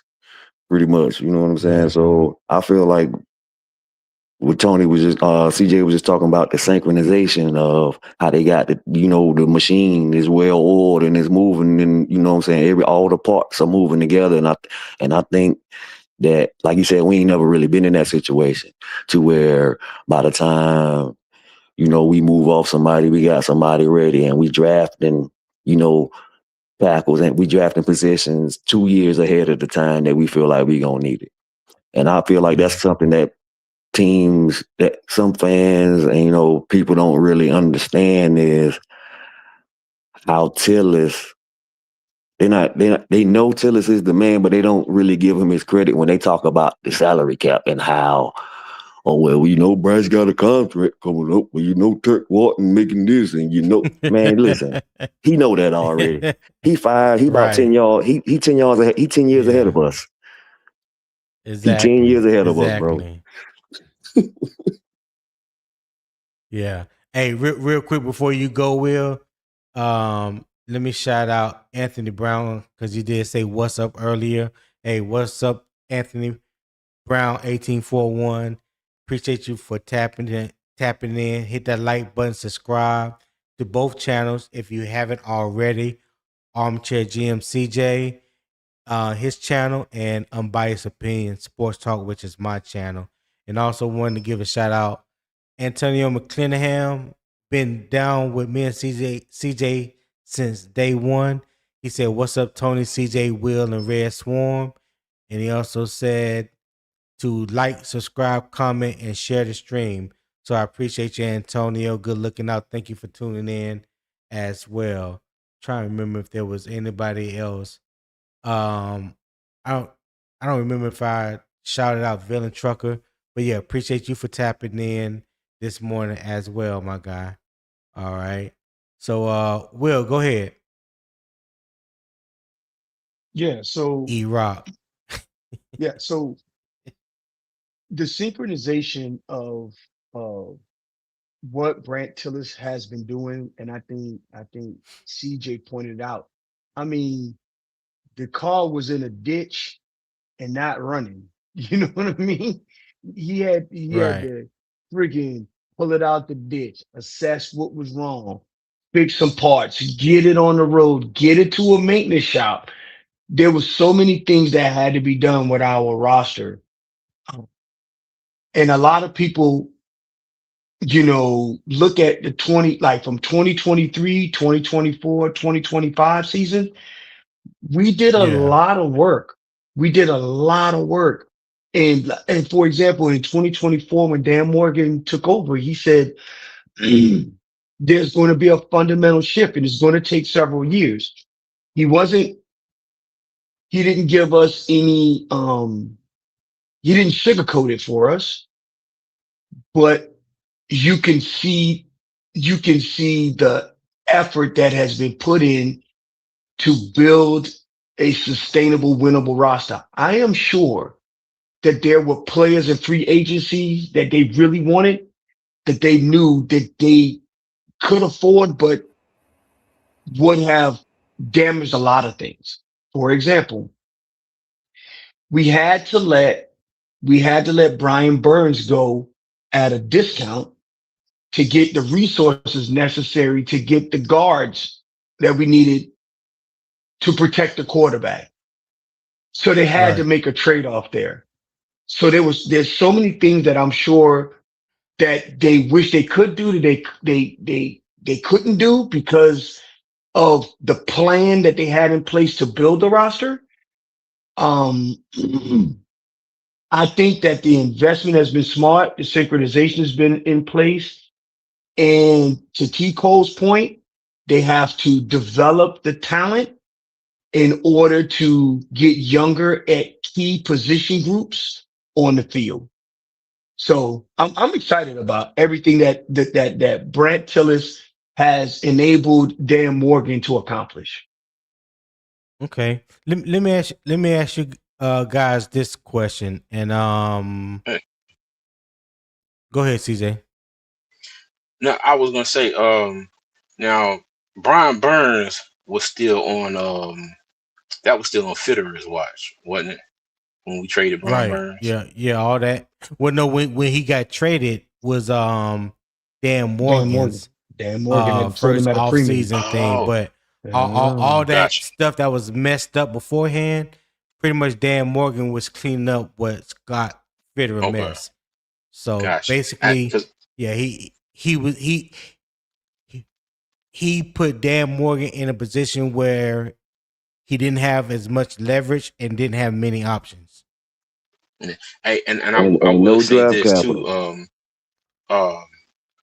When Dan Morgan and them took over, you know, because a lot of people will always be like, well, hey, you know, it's been offense. Well, you know, I think they were put in a position, not put in a position, but I think they sat down and they had to pick a side, you know, and I hate to say this like this, they had to pick offense, you know, they had to pick defense, they had to pick something, you know, to start with, to start working on, you know, and they picked offense. What's good, Fair now?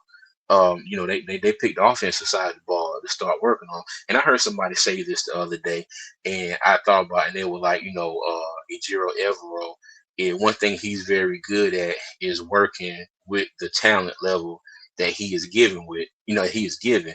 And I I thought about that for a little bit, and I was like, you know what? I said I do got to give Evero a little bit of credit for that, for working with what he's had, you know, since he's been with the Panthers. And I think that's the reason why he's still here, because they value that. You know what I mean? Now we can sit here and have all our corners and stuff about Evero, and I know I do with the whole parking lot defense stuff, you know. But like I said, they I think they had to pick a side of the ball, you know, and now they're turning the corner, and now they're trying to, you know, fill the holes on the defense and whatnot. So getting back to that level of balance that we haven't had in a long time. So okay, hey, let me ask you guys this question, and Will, you can start this one off. Which young Panther which young Panther must develop into long-term starter for this strategy to work? So I meant to say Panthers, not Panthers. So one Panther or multiple Panthers? Multiple. Brooks. Which young Panthers must develop into long-term starters for this strategy to work? Okay. Brooks. So Freeland. So Freeland is number one. It's on Will, CJ. It's on Will. Oh, my bad. So it's Freeland, Scorton. Yeah.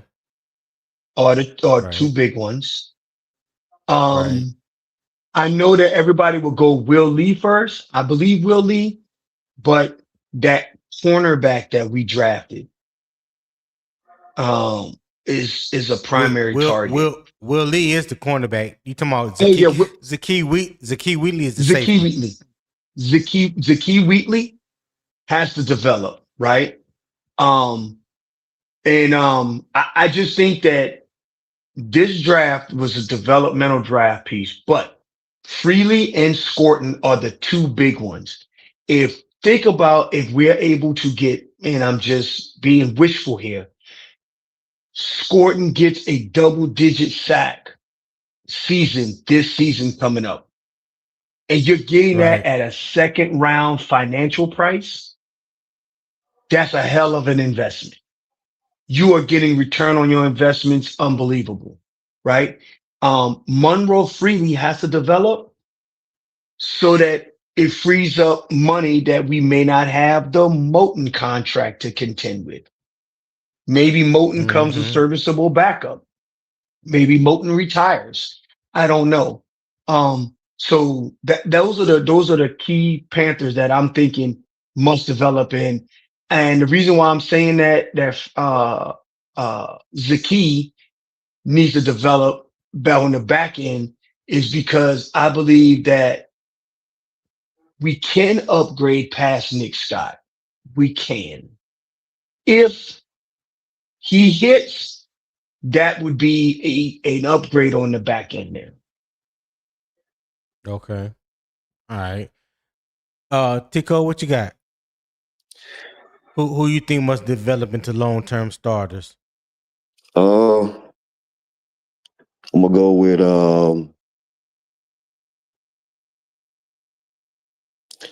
I'm gonna go with Brooks.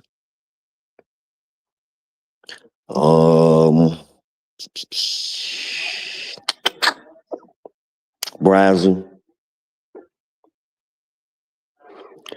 And I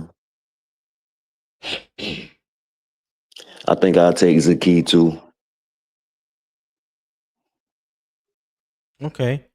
So I mean, those are some interesting choices because right now, those three guys aren't projected starters.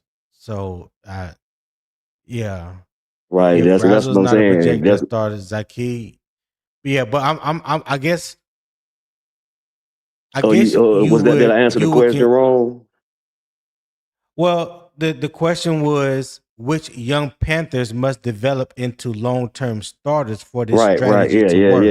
Okay. Yeah. Yeah. So that, yeah. Okay. All right. Cool. So let me just it's good though. Ben Flipping Fast said it is good though because the offense has to be ready with the plethora of talent it has. Cool Kev said, "Good morning, fellas. Keep talking that good shit, Will."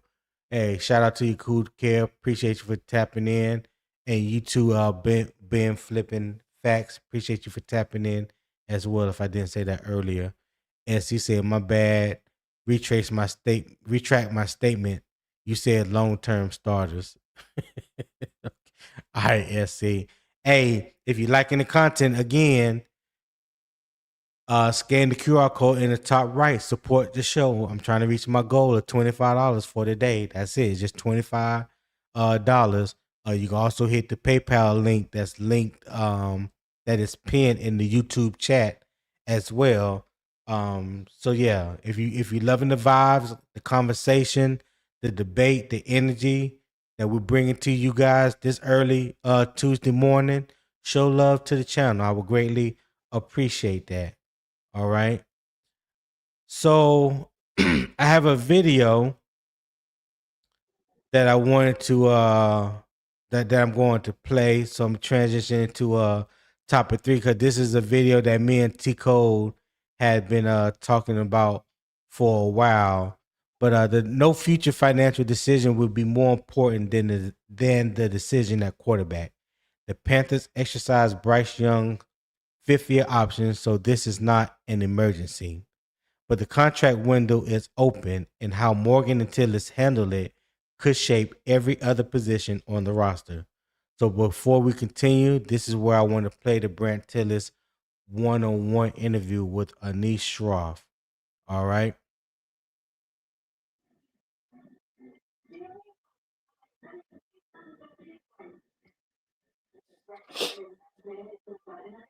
Can you guys hear it? No, No. sir. In the audio. Shit. Don't tell me I did all that. And there's no audio. Tone, is that a Yeah. recording or a YouTube clip? Yeah, it's a YouTube clip that I I clipped. think it's muted.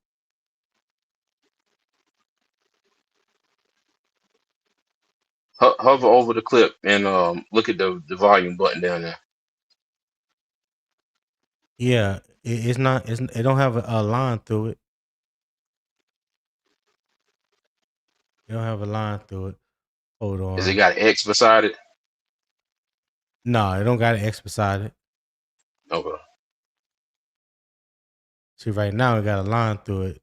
I don't know if you can see when I did it right there. Cause I want to play this video. Hold on. Give me 1 second, fellas. Let me pull this video. Let me pull this video up. Take your time, Pastor.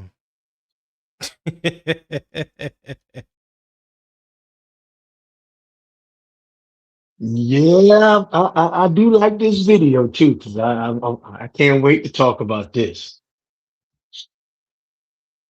Oh, you know about it a little bit, Will.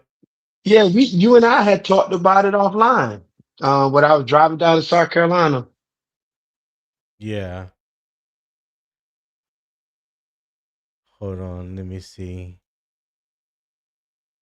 Who dropped off? Oh, CJ. Add him back to the Mm. stage real quick. Okay. What's up, CJ?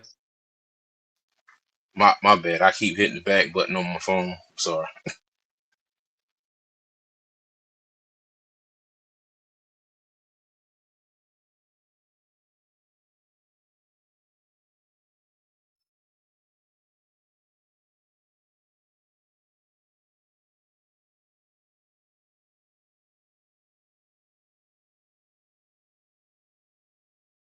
Oh man, I hate this thing is taking forever.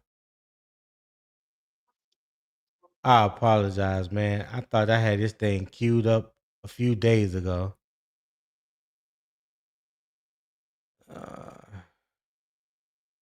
Where is it at? There it is. Let's see.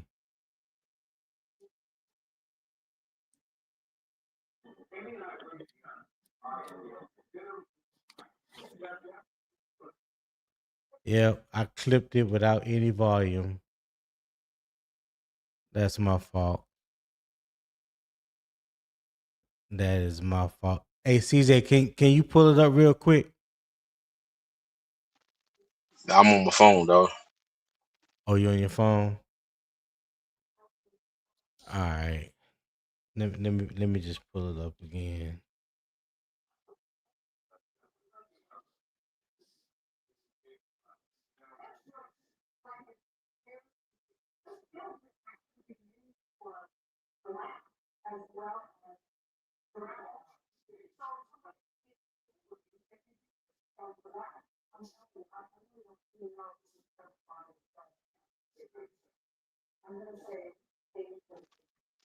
Well, Tone, why you do that? I can't pull it Nah. up on the screen, but I see it in the chat here. I just wanted to say, shout out to Cool Kev. Oh yeah, my bad. Let me see. Yeah, shout out Cool Care, man, for that $20 super chat. Said showing love this morning. Somebody matched me. Hey, I ain't said Cool Kev said it. So yeah, if you will, if your heart leads you in the right direction, match the man. You heard what he said. You definitely heard what he said. Hey, appreciate that $20 super chat, Cool Kev. You always looking out. And thank you for tapping in this morning. Okay. I think I have it right here. So let me remove this and share my screen. Is it this one? No. Let's go to Windows. Yeah, it's gonna be this one right here. Yeah. It's not what I wanted, but it'll play. So let's just check it out. Can y'all hear it now? No.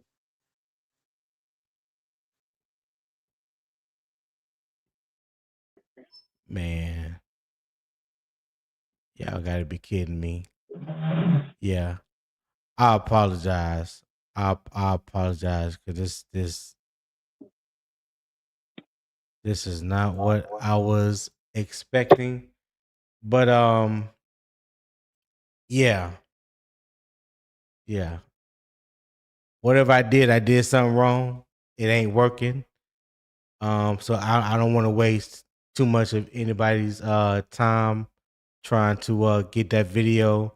But basically he was talking about in the interview with Anish Shroff they did at the combine. He didn't say guarantee that they are going to extend Bryce beyond his 5th-year option. He said that the window that they had to pretty much like think about or whatever had already closed. And I took from that they have already made a decision with Bryce being in their plans for the future beyond the 2027-2028 season, but they don't know exactly when they're going to do it or how much it's going to cost them. He did say in that interview as well that they have not been in contact with Bryce's camp as far as talking about a contract extension. He said none of that has happened right now. But he also mentioned talking about basically what a lot of us, some people have said that they still want to see more from Bryce. And I'm paraphrasing about the from the interview, but basically wanting to see more with Bryce, from Bryce to make that final decision. Okay, so yeah, that was basically it was like a 2.5 minute clip where he was talking specifically about Bryce in that situation. So yeah. What you guys think? I can't even really ask you what you think because you ain't hear the damn interview. And I'm kind of upset about that right now. So yeah. Well, like Will said, you already know that me and you done discussed it, CJ, and Will said y'all discussed it, so we pretty much know the gist of what he was saying. And Yeah. from our conversation, we were kind of putting it in the context of reading in between the lines of like Tilis is no nonsense, no emotions. Everything is numbers to him, numbers in production, and how Dan's sentiment is a little bit more on the, he's like on the glass half full side of Bryce Young, and you can see that in the way he interviews. But as far as Tilis is almost like his conscience on his shoulder, like, yeah, but has he really done that much? You know what I'm saying? I feel like that's Tilis when he talking to Dan, like, yeah, I like this little nigga, man. Hey, I think he got it. And Tilis over there like, Right. Yeah, but at what price? right. Hey, hold that thought. Hey, shout out to SC Panther Boy. He said both Curtis Jr. and Low Tone are officially fired. And he said already match +5. Kinda cool, K. Talking about cool Kev. Say I appreciate that $25 PayPal gift from you, SC. You always looking out for the team. So I greatly appreciate that. And yeah, he said he matched you Cool Kev +5. So he done raised the stakes, Cool Kev. So yeah, again, SE, appreciate it, man. Appreciate that Hey, Tom. $25 PayPal. Yeah. Hey, I found the clip. I got back to my computer. Oh, you found it? Yeah. Can you share it? You want to share it? I think the not the whole thing started at the 9 minute and 8 second. I mean the 6 minute and 18 second mark. All right. And it goes to 9 minutes and 10 seconds. All right. Y'all see it as a fast forward? Yeah, we see it on the screen, but we don't hear it. Hold on. My bad. I had the wrong thing up there. Okay. It was yours that was up there. All right, hold on. All right, can y'all hear it now? You have a certain expertise with the salary cap. Yeah. We hear Bryce Young still on his rookie contract. Is there anything that is highlighted CJ to you the about rescue. managing the cap while the quarterback is still on that rookie deal? Not really. There are certain benefits to it, right? Where like Bryce or any rookie quarterback for that matter has their contract and they're under contract for 4, maybe 5 years, and so that's a known thing, and so we're able to fit a lot of good players in around that contract. But at the same time, like a big part of my job, and I'm lucky to work with great people like Justin Davidoff, and we spend so much time on what does the future look like, right? So we're in 2026 now. what does 2027 look like? What does 2028 look like? And so, like, our window for Bryce's contract and our minds ended 2 years ago, because, like, while we were playing a season in 2025, Justin and I are constantly talking about what does 26 and 27 look like. So you're on 28 and 29 now. We'll get there. Yeah. Yeah. In regards to Bryce, right, you guys said you're going to pick up your 5th-year extension. How does that work in terms of deciding, okay, 5th-year extension versus an extension now, a 5th-year option versus an extension now or versus an extension down the road? Yeah, we haven't had those conversations with Bryce and his agent yet, so there's a lot of evaluation that goes into whether or not to extend any player's contract. Fair. And so, we got to look at performance, at what the likely cost is going to be, how that fits into our plan, and then what the length of the contract is going to be. All of these things really come into play, and it's just making sure that all the pieces fit. And, like, we also have to be looking at, okay, what are our alternatives? So forget Bryce for a second. Not that we want to, but, like, just any player that we talk about an extension with, is it possible to replace that player in free agency this year or in the draft, or does that person already exist in our roster? And so, like, those are the questions that we ask ourselves constantly about every player. Yeah, it goes back to, again, thinking further down the road than just in the moment. Part of that, too, and you mentioned this in another podcast that you did, you've got to be the guy at the end to sit and evaluate when you look back at a season. And the Panthers go to the playoffs, they host a wild card game, everybody got into it. You have to almost divorce that emotion and say, okay, what was real and where did chance take place? Let's start with real. When you kind of look back at this past season, what was real and tangible that you can build on? Well, the realest thing and the whole of everything you just said was that atmosphere at our playoff game. So you want to talk about vibes? Like, that was, it's a vibe. That was special. And so, like, that's something that we need to hold on to and make a point of pride for us and something to work back towards. But as far as the on the field stuff goes,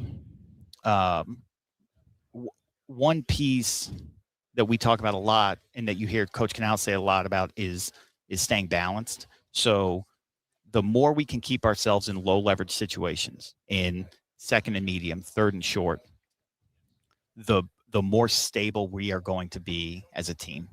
If we start getting ourselves into high leverage situations where we're relying on third and longs, we're relying on touchdown returns, we're relying on like missed field goals, things like that. Now we're getting into more of the unstable, lucky stuff, and we got to stay out of there. All right, CJ, you can stop it. You're here at the combine. Yeah. So I'm gonna skip some of what I was about to say. So we're just gonna go straight to the interview. And Tico, you can start us off. Listening to what Brandt. Well, damn. Oh, Tico's still there. Oh, that's CJ. Yeah. Listening to what Brandt Tilis had to say about whether or not extending Bryce is in the picture right now. I take it as the way that he worded things was not trying to lead people on one way or another. But what did you take from it for yourself? I looked at it as a cap guy that knows what he's looking for and pretty much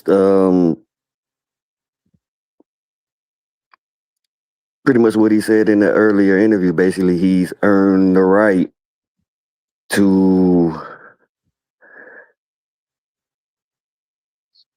show them again, pretty much. He did what now? He's on the side that he's earned. He said that he was an ascending player, and then in the year, then after this season, he said, "Well, I got that part right." I said he was an ascending player, and I got that part right. So he's not fully, he's on board. How far on board? Or totally on board? He feel like he don't want to go into like another tour or a situation to where they paid somebody a little bit too early and then it fell apart.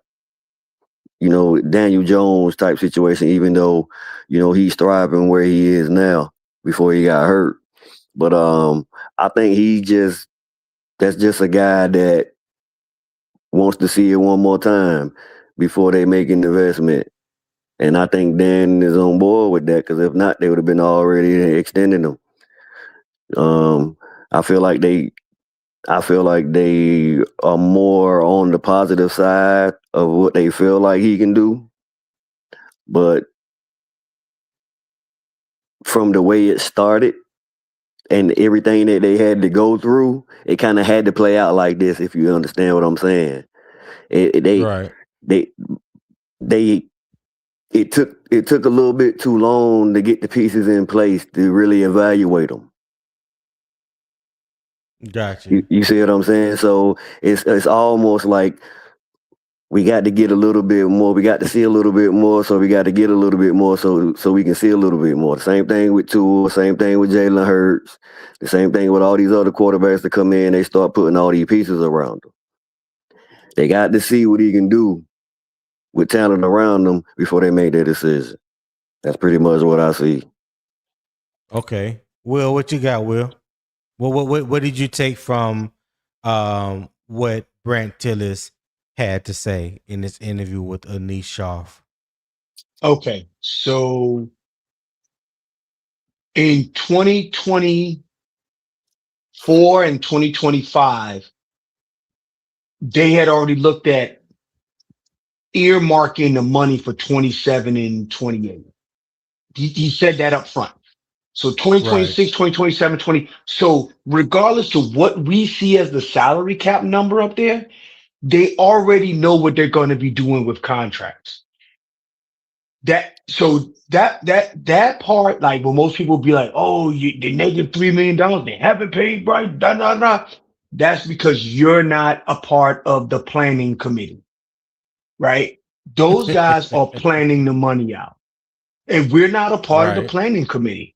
But he said there specifically that they've made these decisions. So the money that they spent in free agency in 26 for the 2026 campaign, they had already planned for that in 25 and in 24.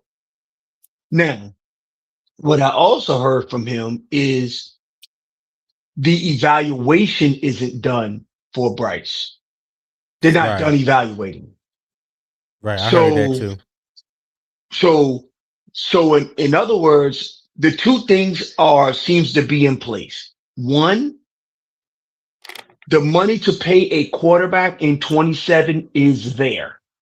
Regardless of how we look at the salary cap, 27 and 28, it's there. Two, is it going to be given to Bryce or not? That depends on Bryce. So Dan Morgan, the money there. Who they gonna give it to? That's is it going to be given to Bryce or is it going to be given to someone else? That's the point that we're making here. Now, gotcha. I hate to revert back, and I'm going to make an analogy, but it's within the NFC South, if you don't mind. Look at the Tampa Bay Buccaneers and their QB situation.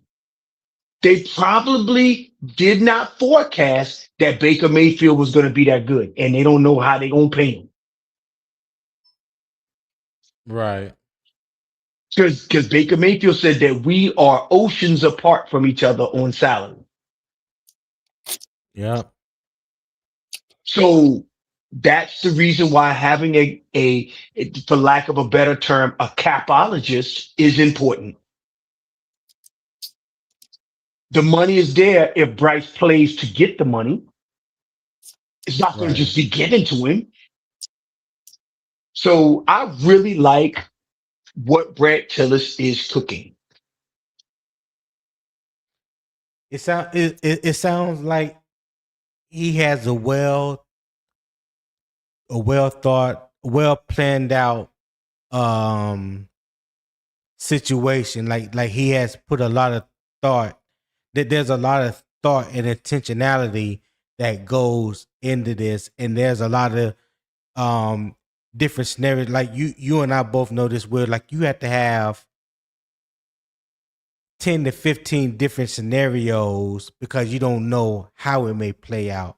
And especially when you planning for something 2 or 3 years in advance, you have to have contingencies, for that far in advance. If it was something closer, something that you get ready to do within the next month or 2 or 3 to 6 months, then those contingencies aren't as broad. But when you're looking 3 to 5 years in advance, you got to have all kind of different contingency plans.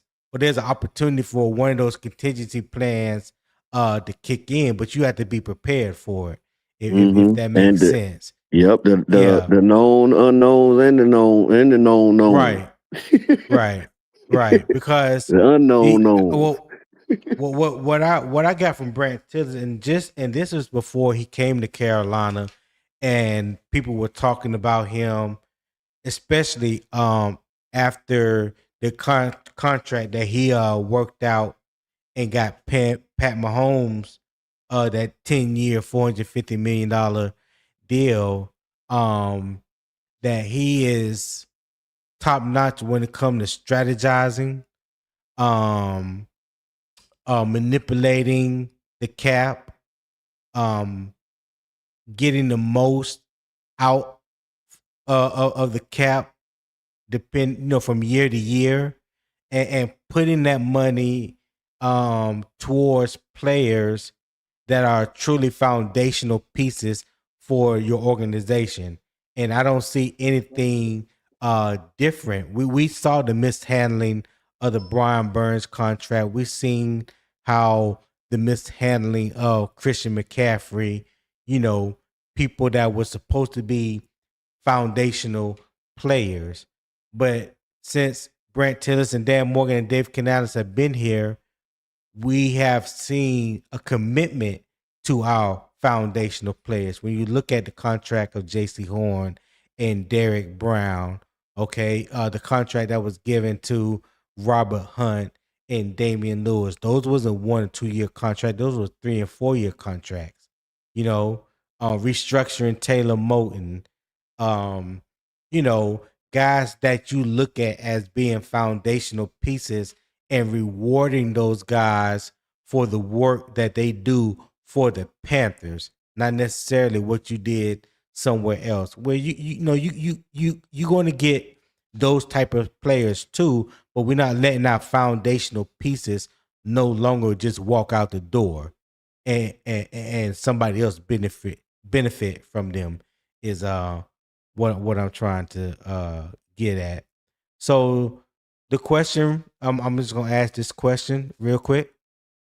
Should the Panthers begin preparing to extend Bryce Young if his development continues in 2026, or should they require another full season of proof before making a long-term commitment? We kind of already done hit on that, but real quickly, if you guys want to address that and answer that question, I appreciate it. Go ahead, Will. Yeah, so it's a sliding scale, right? I think that Bryce Young will make that leap. Now, if he makes a leap and it's a huge step, pay him now, because yesterday's price is not going to be today's price. So you got to make sure that if you feel like if you make him play another year, you may have to franchise tag him or something like that, right? in order to get the money right. So it's a sliding scale for me. If he has the same type season he had as last season, then he's going to require another year for them probably to get a fair evaluation. But if he takes us to the playoffs and he has several signature wins and he's north, and I hate to throw stats out there, he's north of 3,500 yards and he has a double touchdown to interception ratio, pay that man now. Pay him now. Oh, yeah. And get him at a fair price, because you allow him to be a third time go 2 times going to the playoff, and then he got a third time going to the playoffs. He is going to demand premium dollar. So pay him now. That's the only reason why I said it's a sliding scale. What you got, T. Cole?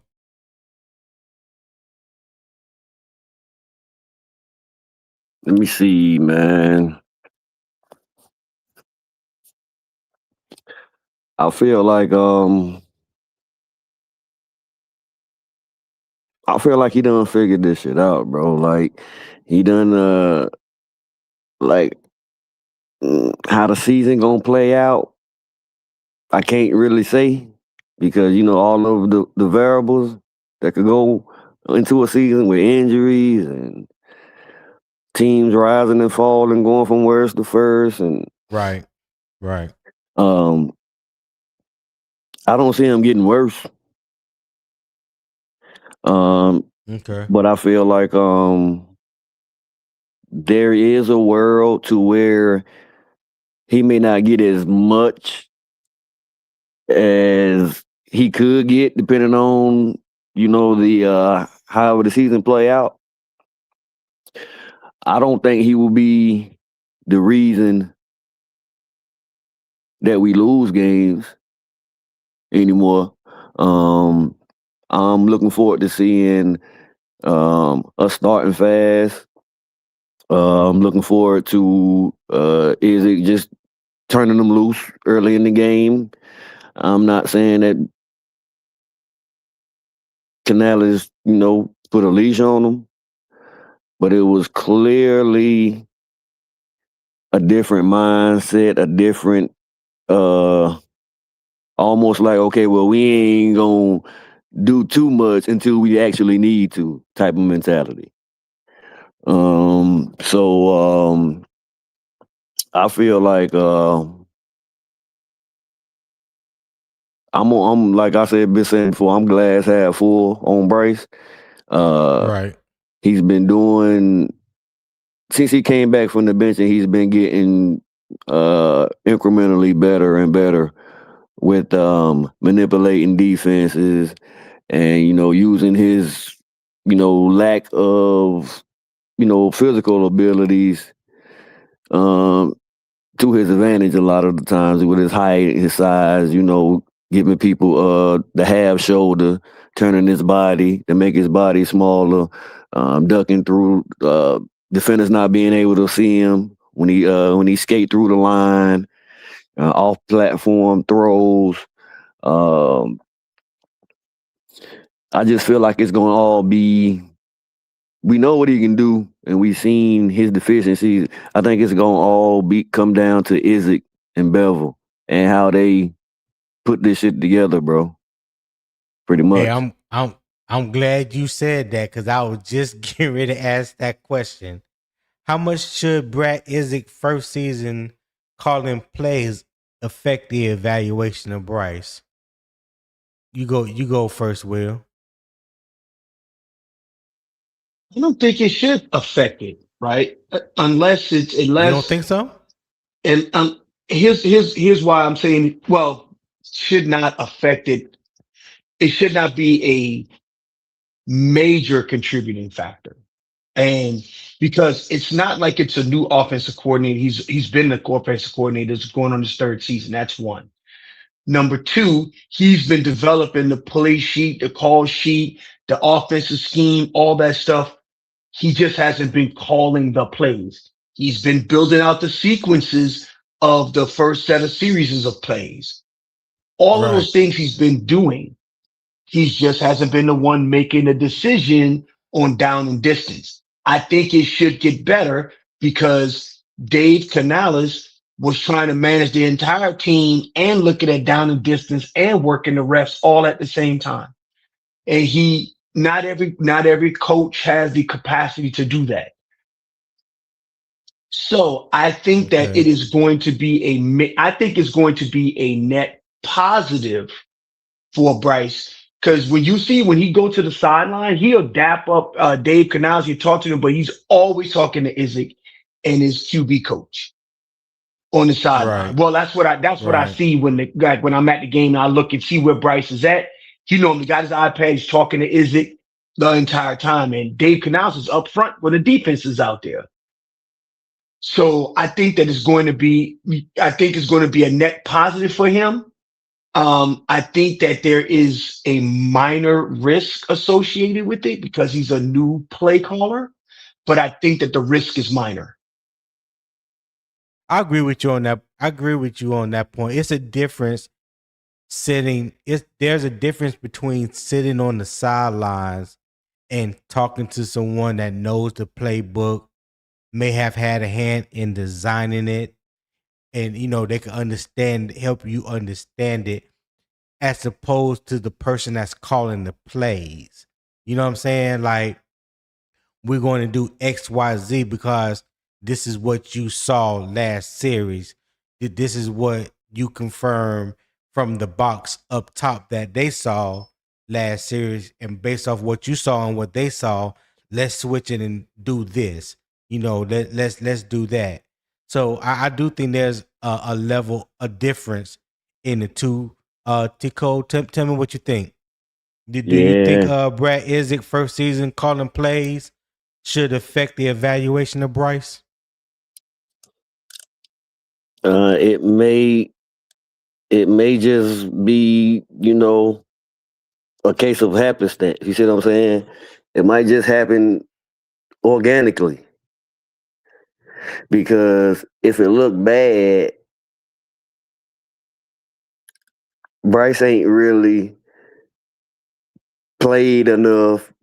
Bryce ain't really played enough in a lot of people's eyes to kind of say, well, it ain't his fault. And Isaac ain't really, it's his first time calling plays.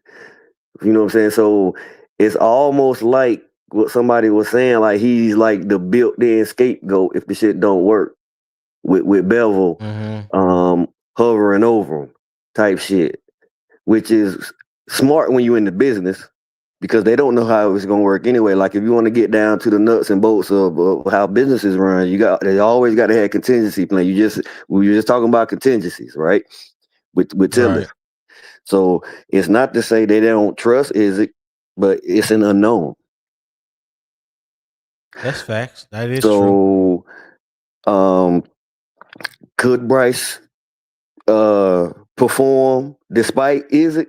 I think so. There is that world to where he can come out there and be like, yeah, I don't know, this nigga told my check, red alert, green 80. Yeah, I don't know about, and we'll discuss this when I get back to the sideline. I'll tell them what I seen, but yeah, that was some bullshit, coach. So yeah, we're gonna need a little bit of that from both of them, you know what I'm saying? To go, right. Like Bryce gonna have to, take leadership, grab the reins of this shit in more ways than just one, instead of just cussing niggas out and saying it ain't raining no more. Yeah. So I do like my bad. I just wanted to say that I don't know how much this shit means but take it with a grain of salt. But I've always liked his interviews, how he break down his philosophies, the way he think. You can tell, even the media, the way they ask him questions, they love talking to Isaac, bro. And if you ever watch those press conferences, those pressers, Isaac he had probably the best pressers to me, as far as the knowledge. And they always ask him about his dad and how he came up and how he see like the game plan for that week. And like you were saying earlier, like the his camaraderie with the players. You can see it, Will. Yeah. I remember when one of y'all said that. you can see how they fuck. Like he That on the was field, he got Will. cleats on. He got cleats on out there running routes with them and playing DB and joking around. So I ain't saying that shit, gonna matter in the grand scheme of things, but that's the little things that you'll look back on when the shit work. Hindsight. Right. Will you was getting ready to say something? Yeah, I was gonna say, also, it's not like he doesn't have support there because he's got Dave that is the play caller that can assist him if necessary, and he has. Hold that I'm thought. sorry. Hold that thought 1 second, Will. No, you fine. But let me shout out Jermaine J. Shepard. I'm not gonna even hit you with the line today. Shout out for your $20 PayPal gift yesterday. I didn't see it until after the live ended, and I felt bad about that. But I'm glad you tapped in today because I wanted to say that. Appreciate you, my guy. Hey, you've been down with me for a long time. We BS back and forth all the time. There's nothing but love between me and Jermaine. So appreciate that $20 PayPal gift, my boy. But go ahead, Will. And the last thing I wanted to say, because I got my 9:30 get ready to start it. The only other thing I was going to try to say is he's got support there to help him kind of navigate and get up to speed, which I don't think he will need much help because of just the nature of what he's been doing. But lastly, I want to point on something that Broski said in the chat. If you can't talk about what Frank Wright and Thomas Brown did and kind of equate that to what the heck happened to Bryce Young. We just talked about how this entire team was garbage in 2023, and there was so many things wrong. To talk about how the play calling went back and forth between Brown and Wright, and the limitation was Bryce Young is just ridiculous. I just wanted to make sure that I pointed that out when we start talking about the Brad Isaac piece. But I hate to have to drop off because the conversation actually getting juicy, but my 9:30 started, so I got to get going to my 9:30. Nah, it's good. It's good. We about to get off here in a minute. Yeah, hey, appreciate you for tapping in, Will. Hey, always appreciate my guy. it, Will. Hey, appreciate you for take care, always guys. tapping in, man. Hit me later when you get a chance. Hit me later when you get a chance. Yeah. I'm gonna call you after I got like about 2 or 3 meetings to hit. Then I gotta call you because I just wanted to chat with you and just check in on you, man. All right, appreciate that. All right, Hit me up. Mhm. Jermaine talking about no doubt, Tony. You know how we do it with your black ass. Yeah, with your black ass. Yeah. That's how we do. That's how we greet each other. Hey, appreciate that, Jermaine. That was me right there. Hey, shout out to Villain Trucker 2680 for gifted 50 Carolina Armchair GM CJ memberships. Shout out to you, my guy. 50 of them things. I know CJ will greatly appreciate that. Oh, I see he commented in the comments. He said Villain 2680, man, thank you. Salute 3 times. So yeah, appreciate that, man. Eternal said you supposed to ignore it, Will. Teflon Twan, shout out to him. He said Broski is right. Hey, thank you for tapping in, my guy. And Broski says Pickle Doyle is 30 years old, Isaac is 34. Young play callers. Hey, shout out to Pickle as well, man. Thank you for tapping in. He said I think Isaac is in a better spot than the Ravens OC Declan Doyle. All right, Pickle. Uncle Gate, shout out Uncle Gate, says shout out Tony. What's up, brother? Hey, I can't call it, man. Hey, 6 in one hand, half a dozen in the other. You know me, I'm gonna call it even. So hey, I appreciate you for showing up, man. Thank you for tapping in. Hey, if you guys haven't already, hit that like button, man. Hit that like button on your way in or on your way out. Subscribe to both channels, Unbiased Opinion Sports Talk. Also, Carolina Armchair GM CJ. You can subscribe to both channels. Hit the notification bell, select all on both channels, so that way you'll be made aware when we go live on both channels. I stream to the Carolina Armchair GM Network every weekday morning, Monday through Friday, 7 a.m. Eastern Time. Okay, Carolina GMC. All right, CJ. Yeah, and if y'all are enjoying the content, man, the QR code in the top right, scan that QR code, drop a small donation off, man. My goal today was $25. So if you would like to contribute to that, I greatly appreciate it. The PayPal link is also pinned in the YouTube comments. So I believe it's down below or up top. I don't know which one it is. But yeah, the link is in the chat as well.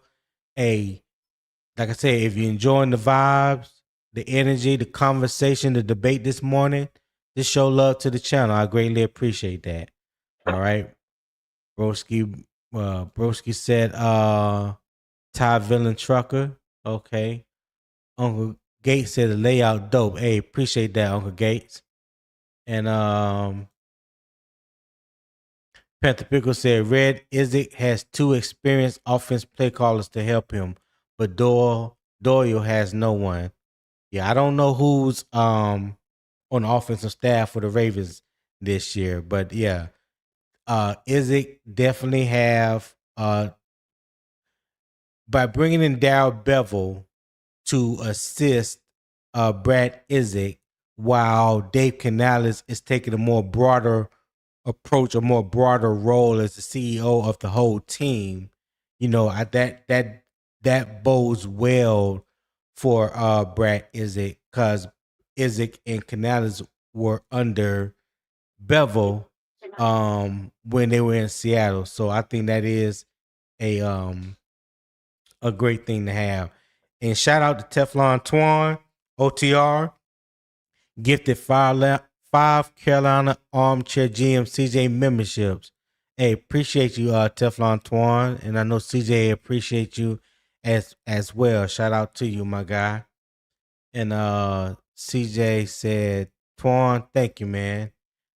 And Pickle want the link. All right, Pickle, I'm about to drop the link for you right quick. No problem.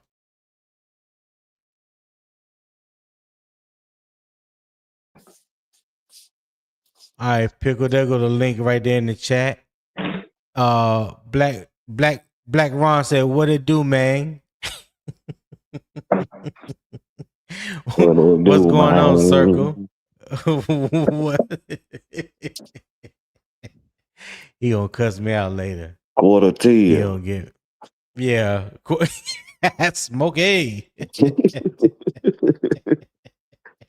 My boy. Yeah, but I had another question. I was about to get ready to get off of here, but we're gonna wait for Pickle to get up here.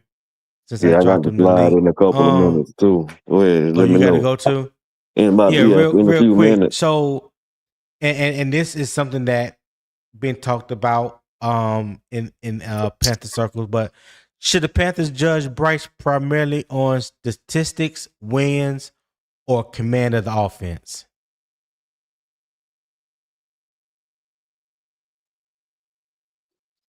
That's you, Twan. I mean, Tico. A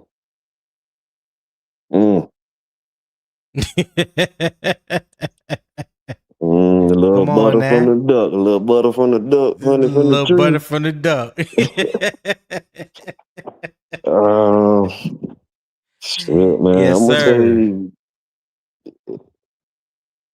Yeah, I gotta get you right before you get up out of here now. Yeah, I'm gonna say wins, man. I'm gonna say wins. I already feel like he has command of the offense pretty much. To what extent? I mean, this is that's kind of the unknown. Yeah, it's kind of tough because I'm gonna say wins, man. At the end of the day, we gotta win. And if I feel like if we win, then Brady's gonna be, a major component of that. Like even with the games where he did, like 170 yards, 2 touchdowns and no interceptions. You're gonna have games like that, depending on what the game plan is, depending on how the defense playing you, depending on how the offense is playing our defense. You know what I'm saying? The game plans change from series to series, from half to half. You never know who's gonna get off from week to week. So just like he can throw 458 because they exploited something and then throw for 54. And people say, how is that possible? I mean, it's very possible. When you play a defense like Seattle and you don't have any juice, or you couldn't scheme anybody to get into open space, and you don't have anybody to make moves on somebody in open space. But you know what I'm saying? And I can't, Bryce had his downfalls too. We can, he's never left out of the equation. But I feel like we win, I think he'll be a part of that, and that'll help him out more than just him throwing for 4,000 and we lose. Yeah. I don't want that. What's up, Pickle? CJ? What's How up? are you? I'm this all ain't right, CJ. man. This Tony. This Tony, man. Oh, I'm sorry, Tony. I'm my bad. I knew that before I said it. What's going on? What's on your mind this morning? Well, I Talk tell you to what, me. I've really been looking at this Brad Isaac situation, and I believe that he is in a better situation than Doyle is, and Doyle's getting a lot of hype around the league because he's with Mike Minner, and he used to be. Last year, he spent time as an offensive coordinator / QB guy up there with the Bears, Ben Johnson, but he's not Ben Johnson. He's never called plays before. Give me 1 second, Pickle. What's going on, Pickle? You doing all right, What's man? up, man? I'm all right. Not much, but yeah, I'm about to slide off. Okay. Tony, man, I appreciate you, big dog. And I got one more thing to say man. before I sign off. Everybody had to start calling plays for the first time at one point, right? You're right. You're right. You're right. Yeah. And it's not that he has to call plays. That's not my negative on him. He's got a good roster to deal with. So I mean, Kerry Colbert, former Panther wide receiver, Colbert is their wide receivers coach. But there's nobody. But there's nobody there that has experience calling plays on that roster. And he's new to the team. He's new to the players. He may be using the Ben Johnson offense, but he doesn't have anybody. You know how a first time play caller that will have a continuity hiccup. it's gonna take long. It's gonna take longer for them to gel, Pickle. If he struggles in any way, and we've seen new offensive coordinators struggle, then he's gonna struggle by it ain't like he can ask the head coach, he can ask the DC, but still they're defensive coaches, not offensive coaches. Well, Brad has you already said it, he has 2 guys on his roster and he's been in this offense since for a couple years now. And he if Brad starts to struggle in any way, Canales and the other dude, I can't remember his name, can reach out and help him. It's he's got help there. Doyle doesn't have any. And, right, granted, Doyle may have a better roster, but if you're a play caller and you don't know how to do that, you don't know how to maneuver those into your system, doesn't matter what kind of talent you got, they're going to be good talent in a bad system. So, it's overall, a lot of people think that, I'm going to say Isaac is going to do better because I'm biased. And I just don't think that, because I think Brad Isaac is in a better situation overall to succeed than Doyle is. And even Sean Payton has turned over offensive play calling to his OC. So he won't be doing play calling anymore either. Oh, okay. All right. So how do you feel about Brandt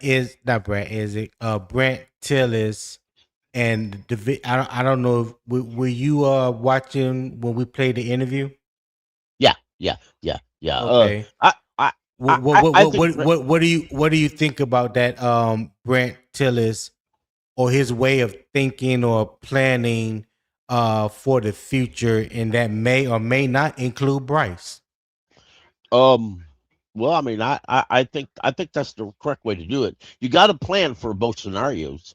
You got to have a backup Right. plan, and we've had offensive coordinator, or I'm stuck on that. We've had GMs before who, when something happened, they didn't they didn't plan for it. Gettleman Yes. was bad to have a plan, and when somebody threw the wrench in that plan, he was stuck. He was lost. He didn't know what to do after that. Right. You have to have a plan there, and I like the fact of having a plan because you don't know. You don't know if Bryce is your future. And listen, you may have a plan that Bryce is your future, but even if we have a good year, but we don't win the Super Bowl, Bryce and his agent may say, "Wait a minute now, we want to be the highest paid quarterback in the NFL." They may say, "Nah, bro, you ain't getting that from us," And I mean, it's reality is what reality is. Yeah. You might not like that reality, but it's still that reality.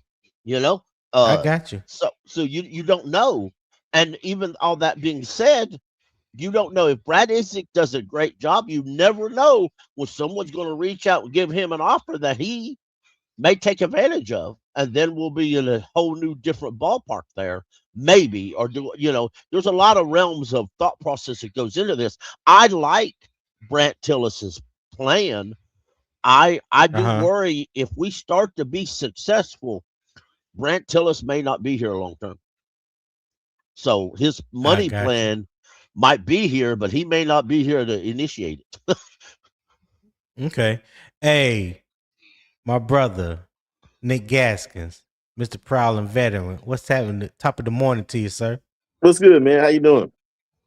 Man, I can't call it. I can't call it. Ain't shit slick to a can of oil, you know it. Well, you country boy. Yeah. Yeah, you know it. You know I hit you with it now. What's good though? What's on your mind? What you what you got to share about this Brandt Tilis interview? I don't know if you was tuned in when we played it. Um he did an interview with Anish Shroff. This was back during the combine. And he was Mhm. talking about the possibilities of extending Bryce, and he didn't say one way or the other. He didn't give a clear cut indication, but he did say it's something that we've thought about. It's something that's in the equation, but he also said that further evaluation is needed, and they going through that process, that they have not reached out to Bryce Camp to discuss an extension. So what do you say on that? I mean, realistically, we got to look at the whole picture. He has a lot to prove, and if you, the few people who are out here saying that he deserves an extension right now, deserves to be this, deserves to be that. I'm going to be 100% honest, man. I don't think Bryce's camp would reach out with what they put on paper currently. I agree Currently, with that. Right. currently reaching out right now puts him in a Daniel Jones type situation. So I think they know that they got something to prove. I think that obviously Tilla's saying that there's still further evaluation needed. They know that there's still stuff to be proven. I'm not gonna say I am not one of those people who are praying for Bryce's downfall, which y'all like this. I hope he goes out here and proves everything, which y'all, and he earns every dime that he's gonna get. But at the end of the day, there's still something to be proven. Now, could this be a slippery slope that we are walking? Yeah, Yeah. it could be a Yeah. slippery slope because the honest truth is, I know that people don't think that he can do it. I know that, but at the end of the day, Bryce could come out here this year with all the handcuffs off and play and play his best season that he's done so far, and elevate himself to a realm that nobody thought he can get to. And if that happens, That's we a all strong know what's going to happen possibility as after that. well. Yeah, we all know what's going. If that Yeah. happens, we know what's going to happen afterwards. But at the end of the day, I do believe that there is evaluation that needs to be made before you take the risk of paying a quarterback, which then is going to put your cap situation in a different realm. So this is the slippery slope that we're playing with, but I do think it's one that we have to go down without. Wait, did you say slippery soap or slippery slope? Slope. Okay. I ain't saying no about no slope. It might be soap in the end. Oh Lord have mercy. God. Hey, I ain't mean to set you up, but SC said your wordplay is spot on today, sir. Oh God. Always Well, go ahead. let me ask you, gentlemen, this question. This is a question I just asked Tico before he left, and there has definitely been a lot of conversations about this. Do you guys should the Panthers judge Bryce primarily by statistics, wins, or command of the offense? And Nick, you go first on this one. I think you gotta. I'm a numbers guy. I think you have to go off of the statistics, and I think you have to judge him based off of those statistics, based off of other quarterbacks that are currently playing. That's all. That's the only way that I say you can do this in a manner that is would make logical sense for the team. Because at the end of the day, everything that you're thinking of doing with Bryce has to be not for Bryce. It has to be for the team. And if he can't cut the numbers, and I just want people to realize I'm not asking for him to be a crazy. There's only going to be a few Joe Burrows of the world. There's only going to be a few Patrick Mahomes, Josh Allen's, Lamar Jackson. There's only going to be a few of those type of guys. So I'm not asking to meet that statistical. But at the end of the day, if you look at Sam Darnold and Bryce Young's last year's regular season, Sam Darnold, the only difference in their statistics is that 1,000 yards. That's the only difference. Yeah.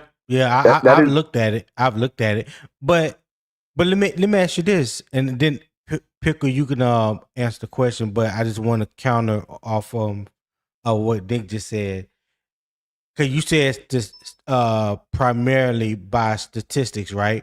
But can statistics be misleading? Because you just brought up like with Joe Burrow.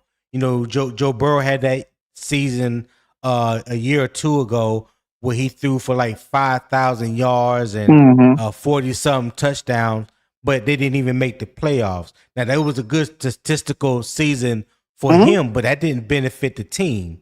So can it not be misleading when you're trying to judge your quarterback on whether you want to give him extension or not? And hold on, before you answer that, let me bring Uncle Gates to the stage. What's up, Uncle Gates? What's going on, Tony? What's going on? Can y'all hear me?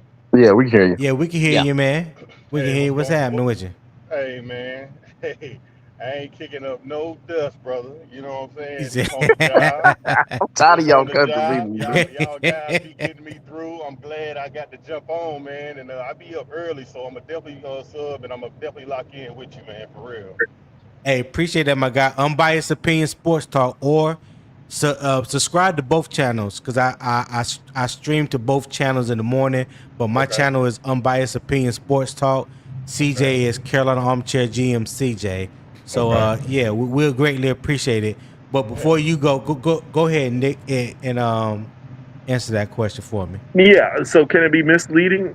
Yes, but it can be misleading. But I'm going to say this right now to counter what you just said. is we know what Joe Burrow is, regardless of what people want to believe. Even a high caliber quarterback cannot win a championship. It takes a team. Right. We know Joe Burrow is a high caliber quarterback, but we also know they had one of the worst defenses in the NFL that exact same year. So, with that being said, he's going to be evaluated based off of his performance. Now, when I say about Bryce, his performance it still needs to be proven. His standalone performance. But I will say this: even if he does take, I'm trying to be realistic here. Even if he takes 2 steps forward this year, as far as statistical categories, if the defense does not take those steps with him, we will not go any further than we did last year. Because I do not subscribe in this whole thing that I'm going to tell you right now. I don't care how great Patrick Mahomes is. If he did not have that defense to back him up in those skill players that have been around him for the last few years, they would not have 3 Super Bowls. That is not. It is not a. Can those numbers be misleading? Those numbers, if you just base off that team and say we're good, we got a quarterback, and don't do anything else to your team, that is how it misleads you. It misleads you into this false hope that this dude can carry us and do everything. Okay, go ahead, Pickle. What you got? Yeah, I to answer your question, I think it actually takes a little bit of both. You know, I mean, if both the what? Both the what? The statistics, the win, or commanded offense? No, I a little bit of everything. I mean, actually, Bryce has statistics, but it's proven that the coaches are leading the offense on the sideline, and Bryce isn't. Then I don't know that you pay him. Now, I would want statistics right along with the wins because you can give me all the okay. For example, Sam Darnold won the Super Bowl. I still don't think he's a top level quarterback. So thank you. You can have all the wins in the world, but that don't mean you're a top level quarterback. Well, I don't think, you know, it's like a Madden number. You can be rated 99 and they move you in a different area, and you're going to play like a 50. So, you know. Well, hold on, but I don't think nobody is saying that Bryce is a top level quarterback. The question was geared around him getting a long term extension. So I don't want to put that on him when I got you. Yeah. If it's up to me and I'm making the decisions, Tony, I've got to see a little bit of both before I give you that deal. I really do. I got you. If I don't see that at the end of this year, I don't think unless Dan Morgan overrides the coaching staff, I don't think they're going to draft a quarterback anyway, unless we have like a top 3 pick. So I think providing he's still here and in charge, and that's not happening. I think Canales is going to go get a veteran quarterback, not necessarily a high level veteran quarterback. But if you say, well, there ain't no high level quarterbacks, well, when Geno Smith arrived in Seattle, he didn't arrive with a fanfare. You know, I think Canales would take a mid-level, a current backup quarterback, and everybody's going to say he's failed already, and they'll make something out of it. Okay. Hey, Uncle Gates, what you think? Should the Panthers judge Bryce primarily by the statistics, wins, or command of the offense? What say you, my guy? Well, I'm gonna put them in order. You know, I think they all matter, but I'm gonna put them in order. And I don't think anyone has said this, but honestly, Tony, I'm going with command of offense, right? I'm going with the command. Okay. Talk to me. It's a different perspective, but I I honestly believe that a quarterback having command of his team can equivalent to wins, right? I'm not really too big on stats because stats can be a little, it's like they can be a little vanilla. Like, you can have a quarterback with great stats, but they don't win games, right? So, and you can have a quarterback with low stats and they win games. So, depending on if they have a good defense or great coaching, however, right? But I believe that the team wants to see Bryce take command of this team. I even think that that's something that they've told him. And just a little bit of evidence to back that up is like when we seen him in OTAs when he's out there, getting getting vocal. I mean, even to the point of Bryce Young using profanity with his guys, like, which is something that he's never done, right? Or we haven't seen it, right? So I believe that they're wanting him to take charge, which is also, and I'm speculating, and I think he's ready, which is also why I believe that Canales kind of let loose and like, okay, he's ready? You know what I'm saying? Like he's ready. So I would say command. I say the commands are going to equivalent to the wins, and I believe his stats are going to jump too. But I definitely believe that Bryce has a complete command of this team and the playbook, and he's ready. And I think he's going to earn it this year. I really believe it because I think he's ready. Okay. So I'm going to go with wins, and because like Nick said, this is a team game. This is the ultimate team sport. Football is, in my opinion, and if you can continue to elevate the team in wins, which I believe is more important than any individual statistic, because like we've seen, you can get to the Super Bowl with a quarterback that doesn't reach 3,000 yards and doesn't reach 25 touchdowns, right? But as a team, as a unit, they were all worked hand in hand. That's offense, special teams, and defense. Individual stats is cool, and there's nothing wrong with it, and I'm not taking anything from it, but it can be misleading, especially at that position, quarterback position, not your left tackle, your running back, or your cornerback, or safety, or anything like that. The quarterback is the CEO of your offense and pretty much the co-CEO of your team. He's probably the most polarizing figure that you have on your football team. So if he doesn't affect your team as a whole, the individual stuff, in my opinion, doesn't even hold weight to that. Because you could say, well, Bryce got to throw for 3,800 yards for me to believe in him. Well, what if he throw for 4,000 and then our record is 4-13? Then what do you say? Are you talking about extending him then when you go from 8 wins to 4 wins? But Bryce threw for 4,000 yards, 35 touchdowns, and 10 interceptions. That's why I to said me, but to me, it's not even both, Pickle. I need the wins. You start off with 2 wins your rookie season. Then you got a new head coach, offense coordinator. Right. You went to 5. Then you went to 8. So I want to see, can you get to 10? Can you get to 11? Can you get to the second round of the playoffs? Like that. There's levels to this. You know what I'm saying? But you can't get there alone. You got to have the team that has to have your back.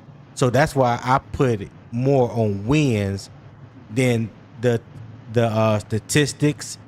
And the command offense kind of goes hand in hand with the wins, because I don't believe if he don't have command of the offense, then that's going to hurt you as well.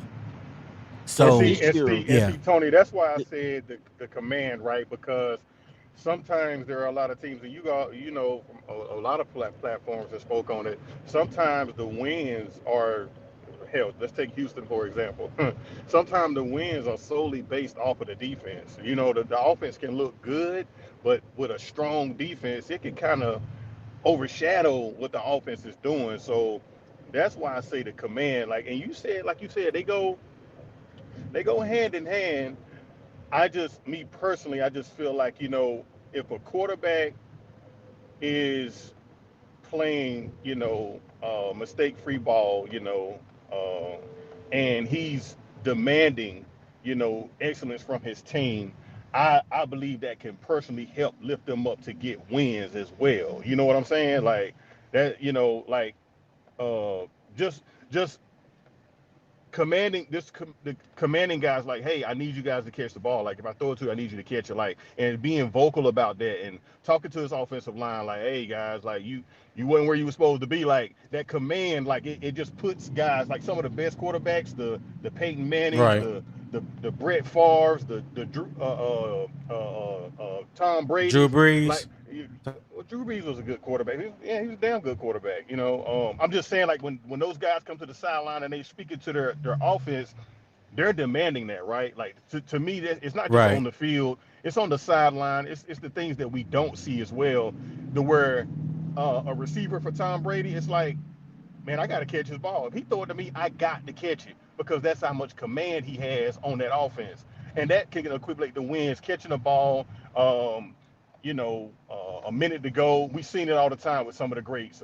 Less than a minute, they're going to drive down the field because that command that quarterback has over those guys, they're like, look, guys, we can't let our quarterback down right now. Like, we have to, move this ball. We have to score. Like, this is what we have to do.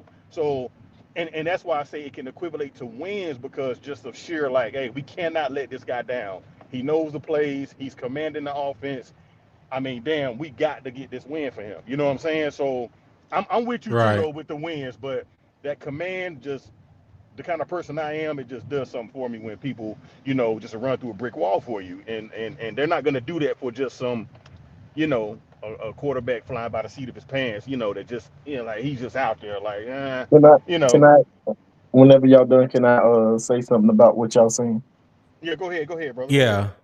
Go ahead, Nick. So I get what y'all saying about, that is,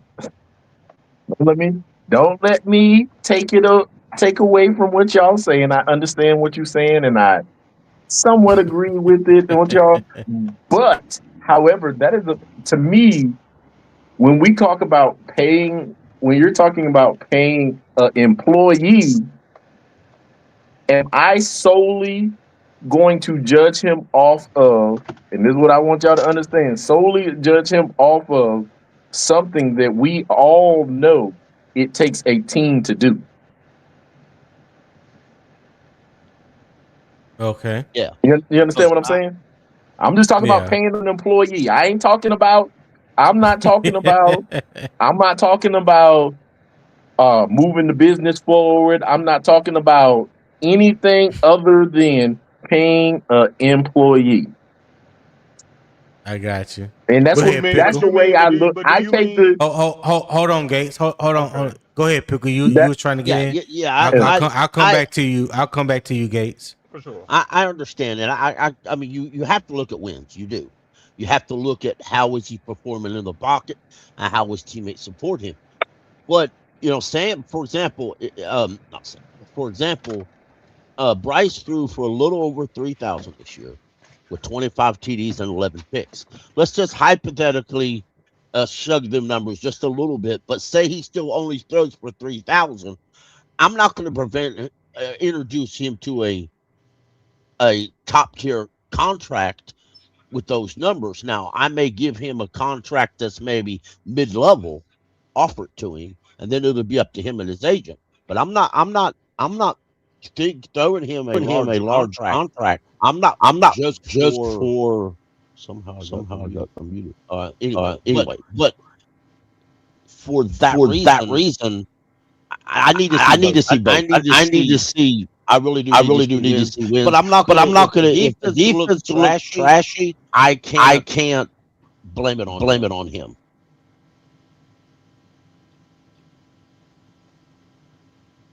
Hmm, hmm. I got a real bad echo. Yeah, I hear echo. Hey, go ahead, Uncle Gates. Go ahead and pick up I'm trying to fix my headset. Go ahead, Uncle Gates. No, No, yeah, I'm echoing. I'm echoing like crazy.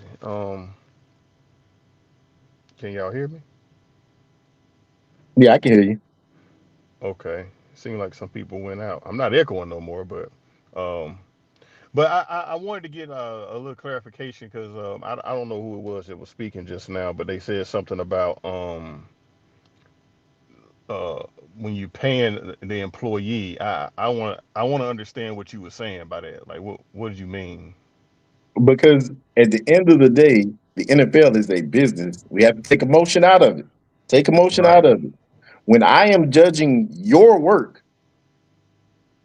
Yeah.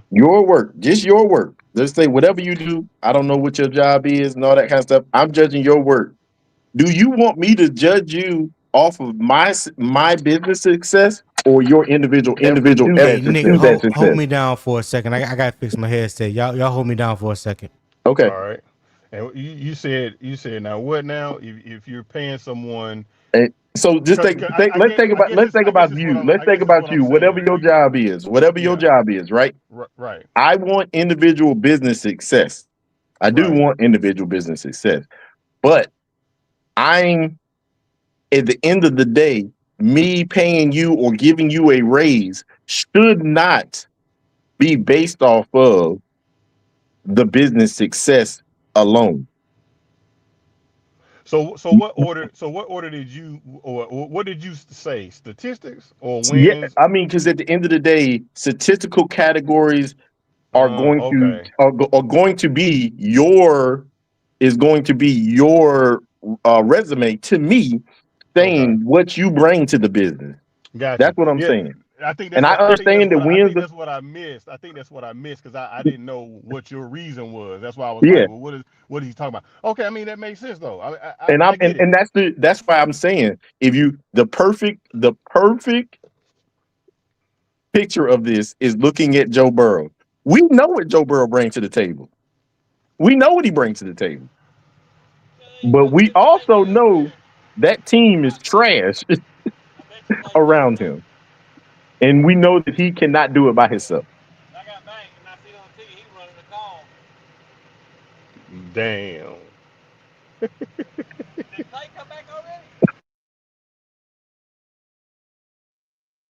So y'all, you understand what I'm saying now?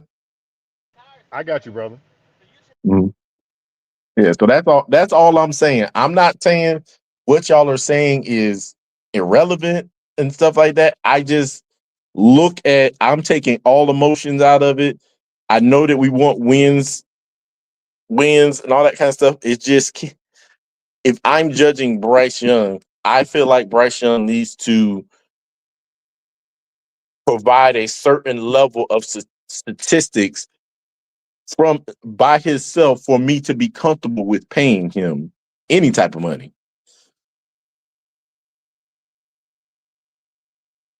Right, I can almost agree to that. I mean, I'm not. A lot of people running around saying, "Well, Bryce get 50 million, Bryce get 40 million." I don't agree with none of that whatsoever. I mean, Not even remotely close. Yeah, well, I mean, listen. So Bryce has to. Right, Bryce has to go out this year and win to me and win in the playoffs, or at least have a better regular season, and then make it in the playoffs. Even if you lose in the playoff in a close game, there's stipulations to all that I can add in, but I wouldn't even get in contract. To be honest, this year I wouldn't even get into negotiations with Bryce on a contract. And Not All right, even can you try. guys hear me? yeah, we can hear you. Yeah, All right. Yeah, we can Sorry hear you. about that.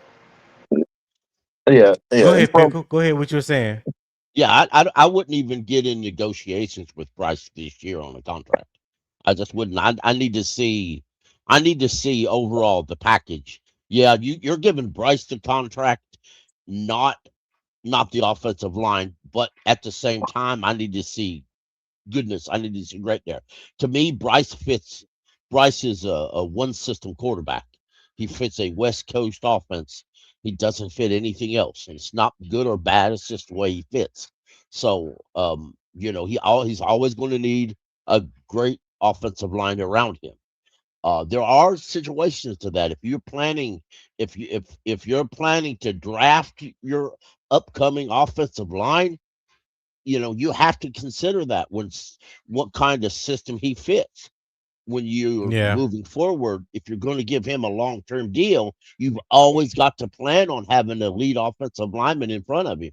You just do. You can't get cheap on one guard. You got to have 2 stud guards in the middle. You can't get cheap on a to guard strengthen just that because you want to interior. save money.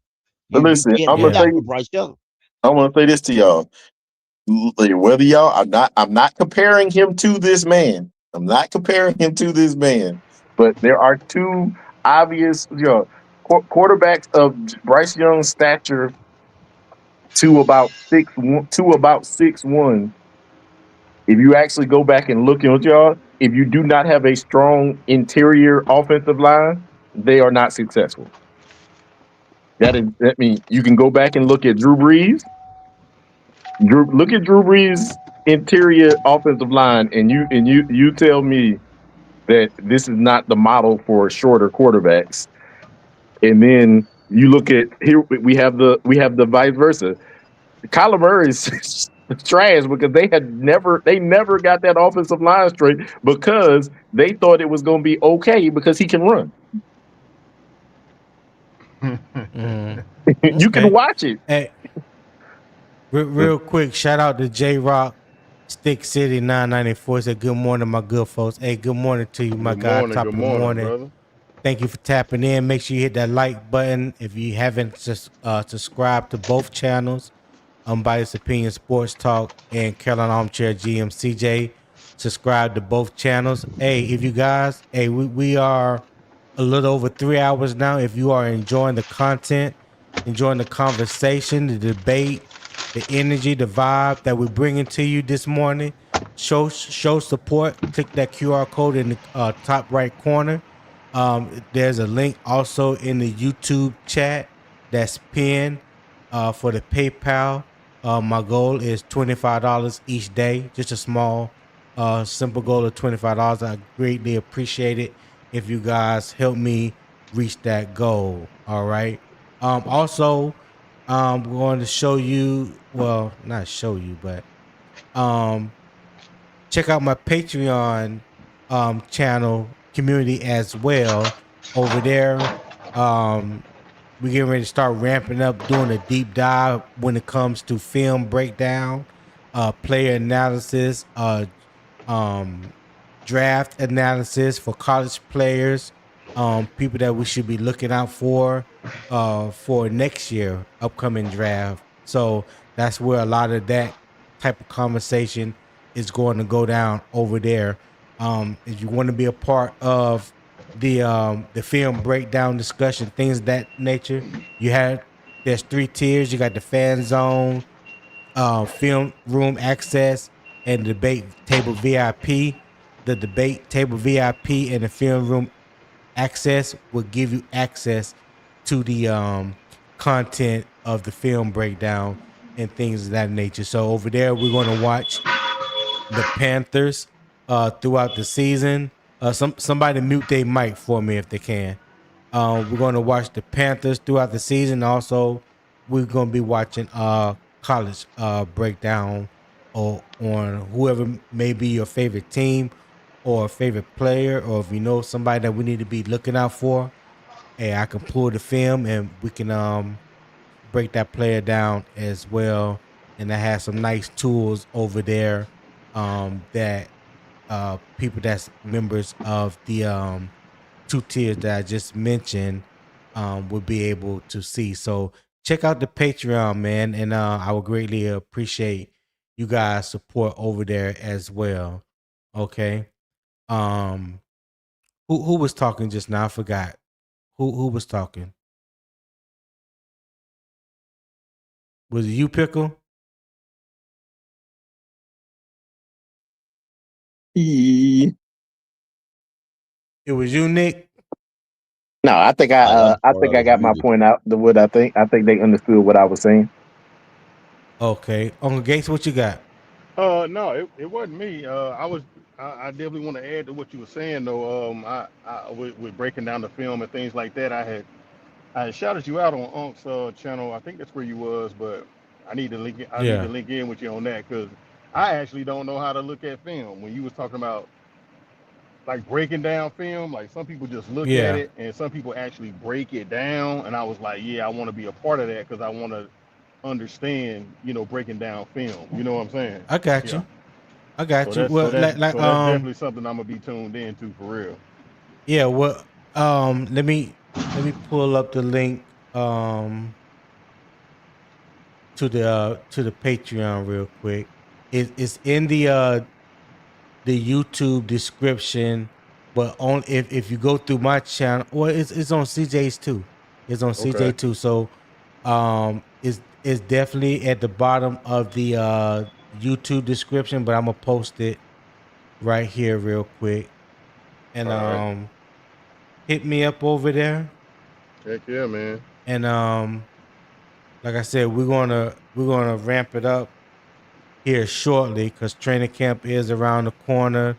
The first Yes, preseason sir. game in August is coming up. I don't know if they drop preseason games on NFL Plus, but if they do, we'll take a look at those as well. But I definitely will be ready for week 1. They do. So They did last yeah, year. They didn't have the last couple of years anyway. they have. Okay. Yeah. All right. So yeah, we're definitely going to take a look at it. But I just dropped it in the StreamYard chat, Uncle Gates. Okay. All right. And yeah. So if anybody have any other questions or any other thoughts, we're about to get up out of here, fellas.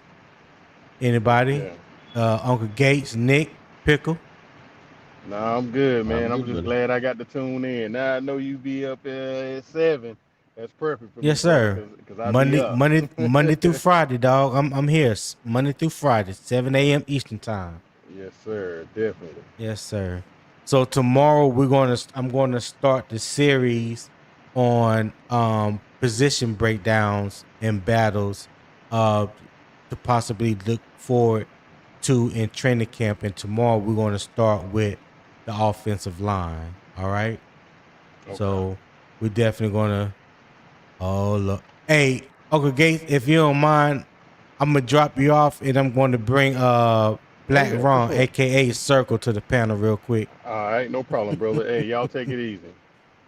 All right, man. I greatly appreciate it, man. Yes, sir. All right. All right.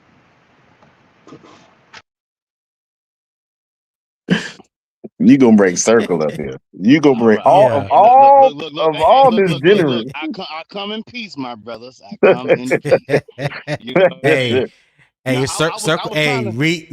read the room, match the energy. That's all it is, Yeah, brother. man. That's all I'm doing, brother. That's all I it see what's is. going on. I ain't coming to stir up nothing, man. Uh-huh. No, I was trying to click on in time so I can be able to get that Patreon. Drop that thing back in the chat, man. That's why I was doing that. I put it in the Mhm, wrong place. mhm. Here. Is this it? No, this is not it. What's up, brother Nick? How you doing today, brother? I'm doing good. How you doing? Hey, man, taking it easier any way they'll give it to me. Hey, Nick said he don't trust you. Circle. What's that Man, about? look, I told Nick I You can called hear the it in the truth with him voice. yesterday, man. I ain't coming up here to I hate doing that, man, because I be feeling like I be, you know what I'm saying, disrupting the platform. But y'all be coming for me so hard, I got to fight back, man.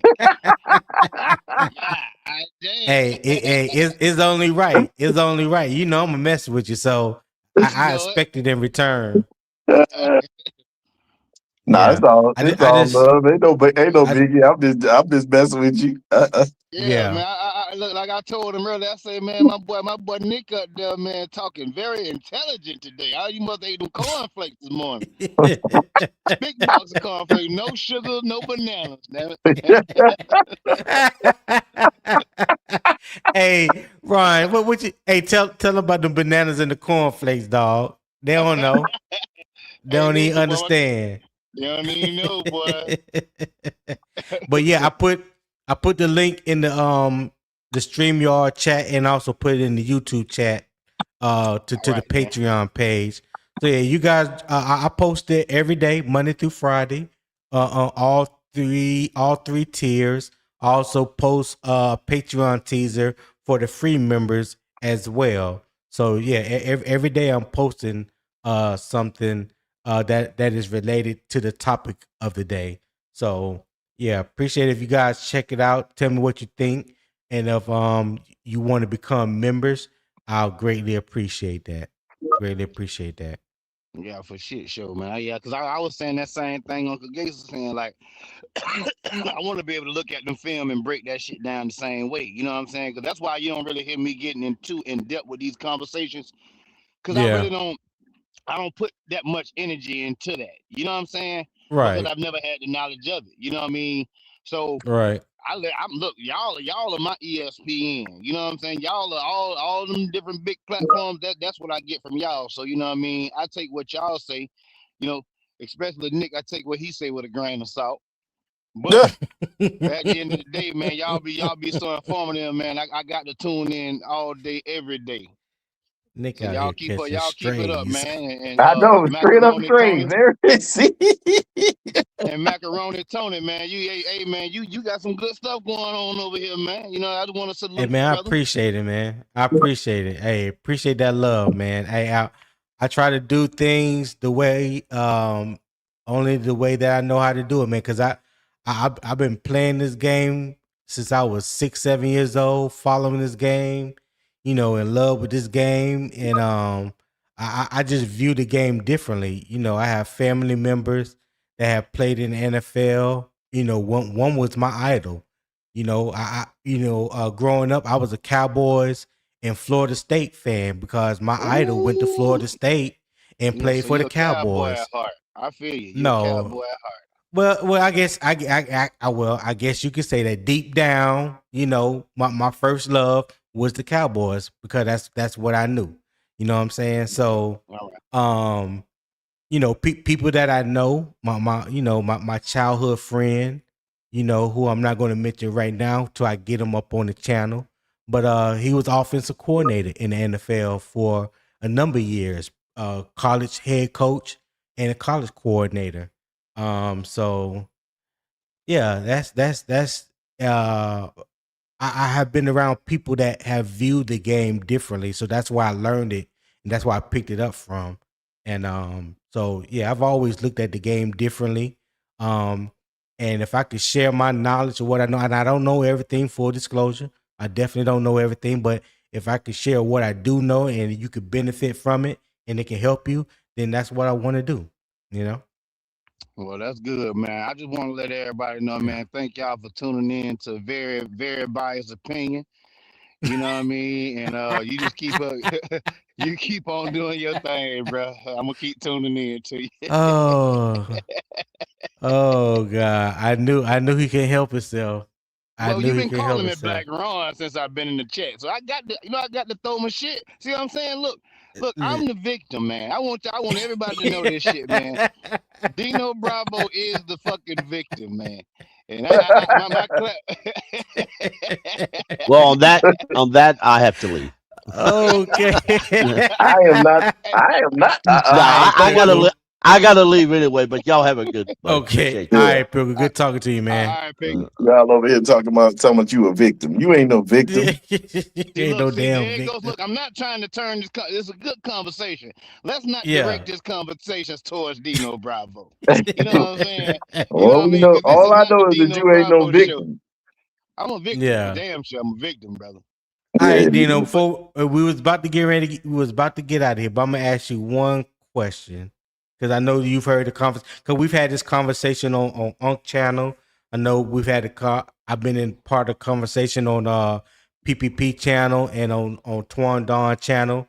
So, in your opinion, should the Panthers judge Bryce primarily by statistics, wins, or command of the offense?